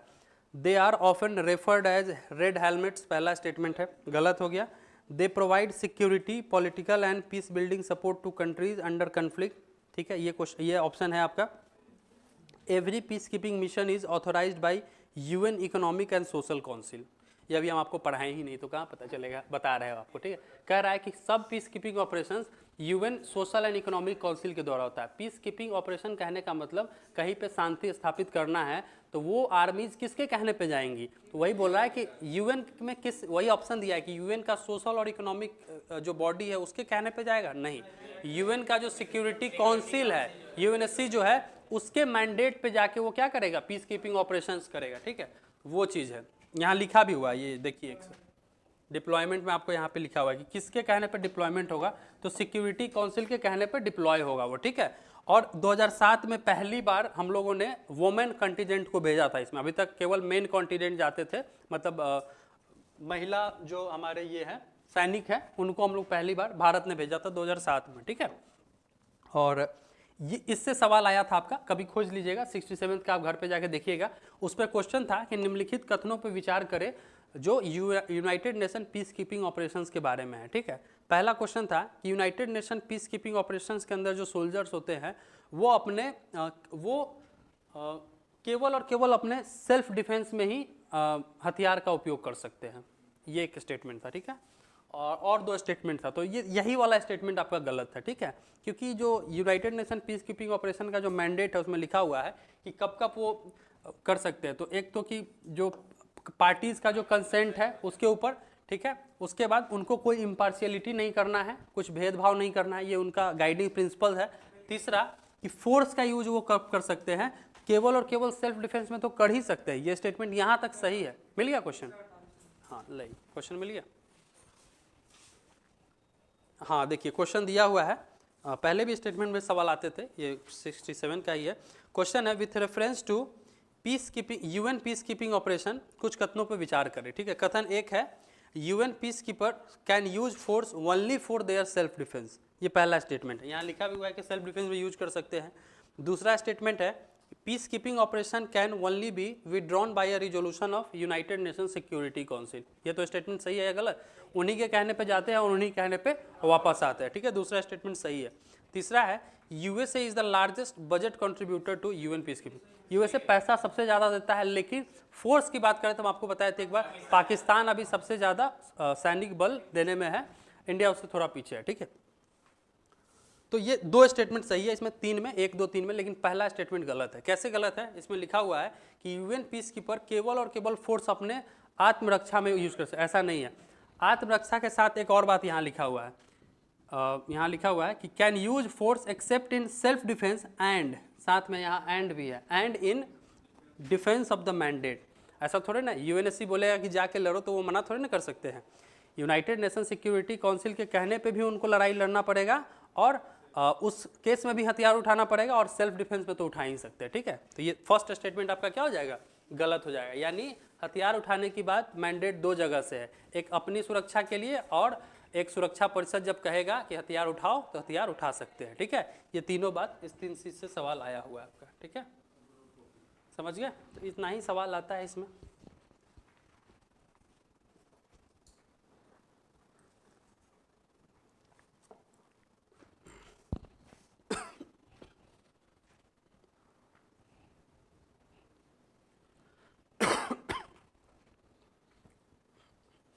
ये ध्यान रखेंगे बस, गाइडिंग प्रिंसिपल, एक consent of the parties, impartiality, और वो जो दो बातें हैं, यूज ऑफ द फोर्स, ठीक है, वो दो चीज याद रखेंगे। देखिए अब रिजोल्यूशन पास तो होता है यूएनएससी से, हम आपको पहले ही बताए थे, उसमें आपका रसिया के पास खुद वीटो है, रशिया के पास खुद वीटो है, चाइना के पास वीटो, दो वीटो, यहाँ तो एक ही वीटो की ज़रूरत है। जनरल असेंबली में अभी रिसेंट में एक रेजोल्यूशन पास हुआ था कि यूक्रेन में सैनिक बल को भेजिए, लेकिन जनरल असेंबली के पास पावर ही कितना है, बस वो रिजोल्यूशन पास कर सकता है। इसीलिए सवाल आपका हमेशा एग्जाम में बीपीएससी में जनरल असेंबली से क्या सवाल आता है कि यूनाइटेड नेशन जनरल असेंबली के पास कोई पावर ही नहीं है, तो उससे सवाल भी नहीं बनेगा। तो सवाल एक ही पूछता है कि चलो बता दो कि उसके ये हेड कौन है, उसके हेड कौन है, यही सवाल आपसे पूछता है कि अभी जो 78वां सेशन हुआ था यूनाइटेड नेशन जनरल असेंबली के, उसके हेड कौन है ये बता दो, या फिर अभी जो रिसेंट में 79 हेड चुने गए हैं उनका नाम पूछता है आपसे। ये हर साल यही सवाल आता है यूएनजीए से, लेकिन यूनाइटेड नेशन परमानेंट काउंसिल से सवाल बदल जाता है, क्योंकि परमानेंट काउंसिल के पास पावर भी है, वीटो पावर भी है, उसके मेंबर्स भी लिमिटेड है, 5 ही मेंबर्स है, इसलिए वहाँ सवाल अच्छे खासे बनते हैं, ठीक है। हाँ, तो ये हम आपको आईआर में पढ़ाए थे बहुत डिटेल में, लेक्चर 1 2024 का फरवरी में जाके देखिए, मेंस में बताए थे कि इन सब के बावजूद भी यूएन इज़ ज़रूरत है यूएन की, ठीक है। ये सारा मेंस के क्लास में आपको बताया हुआ। उसमें एक कोट आता है, जब मेंस में आपका सवाल आएगा ना, यही सवाल आपसे पूछता है कि दुनिया भर में वार हो रही है, कहाँ पे, रसिया यूक्रेन हो रहा है, नॉर्थ कोरिया साउथ कोरिया में लड़ रहा है, इंडिया पाकिस्तान अपने में लड़ रहा है, इजराइल पैलेस्टीन अपने में लड़ रहा है। जिस पर्पज़ से हम लोग यूनाइटेड नेशन को बनाए थे कि विश्व में शांति स्थापित करना, वो फुलफिल नहीं हो रहा है। It means we shall destabilize या फिर destroy United Nation as a body. Comment पूछेगा आपसे कि क्या हमको इसको पूरी तरीके से उखाड़ के फेंक देना चाहिए, अपने इसके ऊपर क्या डालिए, विचार डालिए। तो विचार में लिखेंगे हम लोग, जी उखाड़ के फेंक दीजिए, कोई काम के नहीं है ये, कोई काम के नहीं है, तो वहाँ लिखना है। तो विंस्टन चर्चिल का एक स्टेटमेंट, क्या लिखेंगे, jaw is better than war, NCERT का स्टेटमेंट है, क्या है, jaw is better than war, और उसको डबल इम्पोर्टेंट कमा में लिखेंगे, ऐसे लिखेंगे, एक सेकेंड हाईलाइट करके लिखेंगे कि एग्जामिनर आपको चूंकि गुस्सा दिलाया, एग्जामिनर आपको बोलना चाह रहा है कि उखाड़ फेंको, ऐसे ही सवाल देता है कि आप मतलब पैनिक कर जाए कि पूछ, ऐसे मतलब आपको होता है ना कि जानबूझ के टॉर्चर करेगा कि यार इस तरह का पूरा कहानी की तरह क्वेश्चन देता है। ऐसे ही में इसका क्वेश्चन आता है, ये फालतू बॉडी है, इसका कोई काम नहीं है, एक वॉर नहीं रुक रहा है इससे, चाहे आपसे न्यूज़ एंकर भी तो ऐसे ही सवाल पूछता है, इसको हटा देना चाहिए, बट जवाब वैसे नहीं, जवाब आपको शांति से पानी पी के ये देना है, jaw is better than war. इसका क्या मतलब है, नहीं जो आप बोले कि कम से कम बहस, कम से कम मौखिक बहस अच्छा तो है ना, आपस में लड़ने से अच्छा है कि कम से कम मुंह से लड़े, उस हाँ उस मुंह से लड़ने का एक प्लेटफॉर्म चाहिए ना, तो वो प्लेटफॉर्म क्या है आपका, यूएनजीए जनरल असेंबली में यही तो होता है ना, अपने अपने भाषा में लोग लड़ते हैं, तो उसी को बोल रहे हैं। विंस्टन चर्चिल 1943 में बोले थे कि jaw is better than war, हर छोटा बात के लिए युद्ध करने से अच्छा है कि हम लोग बहस कर लेते हैं एक बार में। तो यही स्टेटमेंट से ओपनिंग स्टेटमेंट होगा ये आपका, ठीक है, और क्लोजिंग स्टेटमेंट कुछ और होगा आपका। तो मेंस का आंसर, खैर मेंस में तो आपको बहुत चीज़ बताए हैं, फिर जब मेंस का क्लास जब चलेगा पीटी के बाद तो आपको बताएंगे। हाँ सारा चीज़ कर सकते हैं, रिफॉर्म्स वगैरह कैसे होते हैं, तो ये सब मेंस में आपको पढ़ाए थे। नेक्स्ट न्यूज़ है आपका, क्या न्यूज़ है, इसमें कुछ और न्यूज़ है क्या, दूसरा न्यूज़ लिख लेंगे, यूरोपियन स्पेस एजेंसी ईएसए और JAXA, Japan aerospace exploration, ESA और जाक्सा, दूसरा न्यूज़ है आपका, यूरोपियन स्पेस एजेंसी और जाक्सा। देखिए एग्ज़ाम से 2 दिन पहले क्या करिएगा, एग्ज़ाम से 2 दिन पहले ये सब तो रिवाइज एक बार, आपको इतना 2 बार रिवाइज करा रहे हैं सारा कुछ, खुद भी पढ़िएगा, रिवाइज कर लीजिएगा, इससे तो आपका काम हो ही जाएगा। एग्ज़ाम से पहले अगर लगे कि बहुत भारी है कैसे रिवाइज करें, तो बस किसी भी बुक मैगजीन जो आप लिए होंगे लास्ट में, उसका केवल और केवल इंटरनेशनल पेज पढ़ के चले जाइएगा, अंतर्राष्ट्रीय मुद्दा में क्या क्या हुआ है, ठीक है, उसमें यही सब इंडिया ईरान आईमेक कॉरिडोर, जो हम आपको सारा चीज़ करा रहे हैं, क्योंकि नोट्स पढ़ के जाइएगा तो आपको कुछ पढ़ के जाने का जरूरी नहीं है, ठीक है। लेकिन होता है ना बहुत लोग कि नोट्स भारी लग रहा है नहीं पढ़ पाएंगे, तो वो इंसान केवल और केवल 4-5 पेज का इंटरनेशनल न्यूज़ पढ़ लेंगे, लास्ट का 6 महीना का, ठीक है, किसी भी मैगजीन का, ठीक है। तो यूरोपियन स्पेस एजेंसी और जाक्सा ने लॉन्च किया है क्लाउड एरोसेल एंड रेडिएशन, एक मिशन है।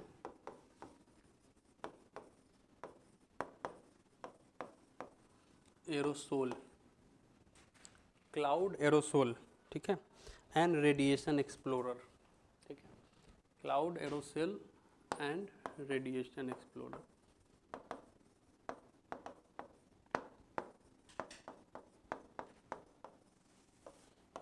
क्या इसका मतलब है? क्लाउड में एरोसेल्स पाए जाते हैं, जोग्राफिकल फिनोमिना है, उसको एक्सप्लोर करने के लिए, और रेडिएशंस वगैरह जो हो रहे हैं हीट वेव्स के, या फिर जो भी रेडिएशन वगैरह यूनिवर्स से आते रहते हैं, ठीक है। अभी हम लोग रेडिएशन के ऊपर एक प्रोजेक्ट की चर्चा आगे करेंगे, ह्यूमन स्क्वायर किलोमीटर प्रोजेक्ट, वो आगे करेंगे। उसके लिए ये से और जाक्सा का कोलैबोरेशन है, ठीक है। तो ये छोटा सा न्यूज़ था बस। नेक्स्ट न्यूज़ है आपका, लिखेंगे IIT Bombay, IIT cloud seeding इस साल बहुत न्यूज़ में है। क्लाउड अपने इंडिया में होता है यार, यूएई कहाँ जा रहे हैं हम लोग, अपने इंडिया में कराएं। यू हाँ, इंडिया में अपना आईआईटी कौन सा है? कानपुर में आईआईटी है क्या? है, आईआईटी कानपुर, ठीक है। आईआईटी कानपुर ने क्लाउड सीडिंग जो आप नाम बोले अभी रिसेंट में किया है। क्लाउड सीडिंग में हम लोग करते क्या है बेसिकली, आर्टिफिशियल रेन सुने हैं? आर्टिफिशियल रेन, वर्षा नहीं हो रही है, सिल्वर आयोडाइड का यूज, ठीक है, तो वो ले जाके हम लोग ऊपर छोड़ देते हैं, बट उतना ही काम नहीं है, ठीक है। सिल्वर आयोडाइड केवल छोड़ने से तो काम नहीं होगा, सिल्वर आयोडाइड का आपस में मिलना भी तो है, जो वहाँ पे अदर कंपोनेंट है उनके साथ मिलके जो वहाँ पे रिएक्शन होता है, फिर जाके बारिश होती है, ठीक है। बट होता है कि क्लाउड हम लोगों ने इंजेक्ट कर दिया, बट होता क्या है कि वहाँ पे वैक्यूम बन जाता है, ठीक है, वो चीज़ नहीं हो रहा। तो वहाँ हम लोग आर्टिफिशियली सिचुएशन क्रिएट करते हैं, कैसे ले जाके अपने इंडियन एयरफोर्स का एयरक्राफ्ट लेके जाते हैं, और उसमें एक तरह से हम लोग सिल्वर आयोडाइड का वैक्यूम छोड़ते हैं गैस, और दूसरा तरफ से कुछ पॉल्यूटिंग एलिमेंट्स छोड़ते हैं, ठीक है, क्योंकि कुछ पॉल्यूटिंग एलिमेंट्स भी जरूरी है उनके रिएक्शन के लिए, पार्टिकल्स, ठीक है। इस पूरा प्रोसेस को कहते हैं क्लाउड सीडिंग, जिसमें आपका सिल्वर आयोडाइड जो आपके एग्जाम में पूछता है वही आपका एग्जाम में पूछेगा। रिसेंट में दूसरा न्यूज़ कि आईआईटी कानपुर ये क्लाउड सीडिंग के माध्यम से वर्षा कराया है, ठीक है, ये चीज़। क्या लिमिट? क्या बारिश ही नहीं हो रहा है तो कह सकते हैं लिमिट, लेकिन बारिश नहीं हो रहा है तब तो हम लोग उसको करा रहे हैं ना। हाँ, ज़्यादा हो गया। दुबई का ये रीजन नहीं था, एक क्वेश्चन भी आया था कि दुबई में सीट के इसी के कारण हुआ था, तो ये रीजन नहीं था, बोला था कि ये रीजन नहीं है। दुबई का तो हमको नहीं पता कि दुबई क्लाउड सीडिंग से इतना ज़्यादा फ्लड हो गया, ये तो हम कंफर्म नहीं है ये, क्योंकि अगर आता तो न्यूज़ में आया रहा था, हम पढ़ते, बट ये न्यूज़ तो था नहीं कुछ। बहुत सारा रीज़न उसका दिया गया था साइक्लोन को देकर। इस मंथ आपका एक साइक्लोन अपने इंडिया में भी आया था, साइक्लोन रेमल। हाँ, साइक्लोन रेमल सुने हैं नाम? नाम सुने हैं? इंडिया में ही आया है, ठीक है, वो आगे बताएंगे आपको, ठीक है। तो ये चीज़ हम क्या बता रहे थे, आईआईटी बॉम्बे के बारे में लिखिएगा। नेक्स्ट न्यूज़ लिखेंगे IIT Bombay. IIT Bombay Daksh project को ये कर रहा है, लीड कर रहा है। IIT Bombay is leading Daksh project. Daksh, Bihar में भी दक्ष मिशन है क्या? मिशन दक्ष बिहार में है क्या कुछ? ये सवाल आया हुआ है आपका बिहार का, 2 महीना पहले ये सवाल पूछा था कि बिहार सरकार ने मिशन दक्ष को लॉन्च किया है। क्या है मिशन दक्ष? जो कक्षा 3 से 8 के जो वैसे विद्यार्थी जो पढ़ने में कमज़ोर हैं, उनको कक्षा के बाद 4 बजे के बाद एक्स्ट्रा क्लास देने का जो प्रावधान है, वही तो मिशन दक्ष है ना। इसीलिए तो बिहार के जो नए बीपीएससी टीचर्स वाले वो लोग परेशान हैं, यार जॉब तो हो गया लेकिन अब 1-1 घंटा एक्स्ट्रा बैठवा रहा है, ठीक है। तो मिशन दक्ष, वो सवाल 2-2 बार आपका आया है, 2 एग्जाम में आया है, ठीक है। लेकिन ये दक्ष अलग है, इसका नाम है प्रोजेक्ट दक्ष। क्या नाम है? प्रोजेक्ट दक्ष। इसको आईआईटी मद्रास नहीं, ये IIT Bombay, IIT Bombay lead कर रहा है। इसके अंदर है क्या? इसके अंदर basically 2 telescope, high power telescope लगाने की बात है, ठीक है। हाई पावर टेलीस्कोप इस्टेब्लिश करने की बात है। क्यों हम लोग टेलीस्कोप इस्टेब्लिश करना चाहते हैं? जो रेडियो वेव्स वगैरह जो इमिनेट्स होते रहते हैं यूनिवर्स में, जो हमारे अर्थ तक पहुंचते रहते हैं, या फिर ग्रेविटेशनल वेव्स के जो आप नाम सुने होंगे, उन सबको डिटेक्ट करने के लिए, ठीक है। वेव से हम लोग को जानकारी मिलता है कि किस रेडिएशन से क्या खतरा है या फिर यूनिवर्स एक्चुअली में बना कैसे है, ये सारा चीज़ का पता उस वेब्स को स्टडी करने से होता है। उस वेब्स को स्टडी करने हम लोग के लिए ऐसे तो नहीं कर सकते, तो हम लोग को उसके लिए रेडियो टेलीस्कोप लगाना पड़ेगा। वही रेडियो टेलीस्कोप बनाने की बात है, तो 2 हाई पावर्ड रेडियो टेलीस्कोप बनाए जाएंगे प्रोजेक्ट दक्ष के तहत, जिसको लीड कर रहा है आपका कौन, IIT बॉम्बे। ठीक है, ये याद रखेंगे। ये आपसे पूछ सकता है कि प्रोजेक्ट दक्ष क्या है आपसे, तो रेडियो टेलीस्कोप्स बनाने की एक परियोजना है केंद्र सरकार की। ठीक है, ये चीज़ है। दूसरा न्यूज़ है, एक लाइनर न्यूज़ है कि जापान के रिसर्चर्स ने दुनिया का पहला वुड सैटेलाइट बनाया लकड़ी से। सुने हैं वुड सैटेलाइट, ये भी एक न्यूज़ है। हाँ हाँ, इंटरनेशनल स्पेस सेंटर में भेजने के लिए लकड़ी से। ऐसे सैटेलाइट बनता किससे था, अल्मुनियम से, स्टील से। ठीक है,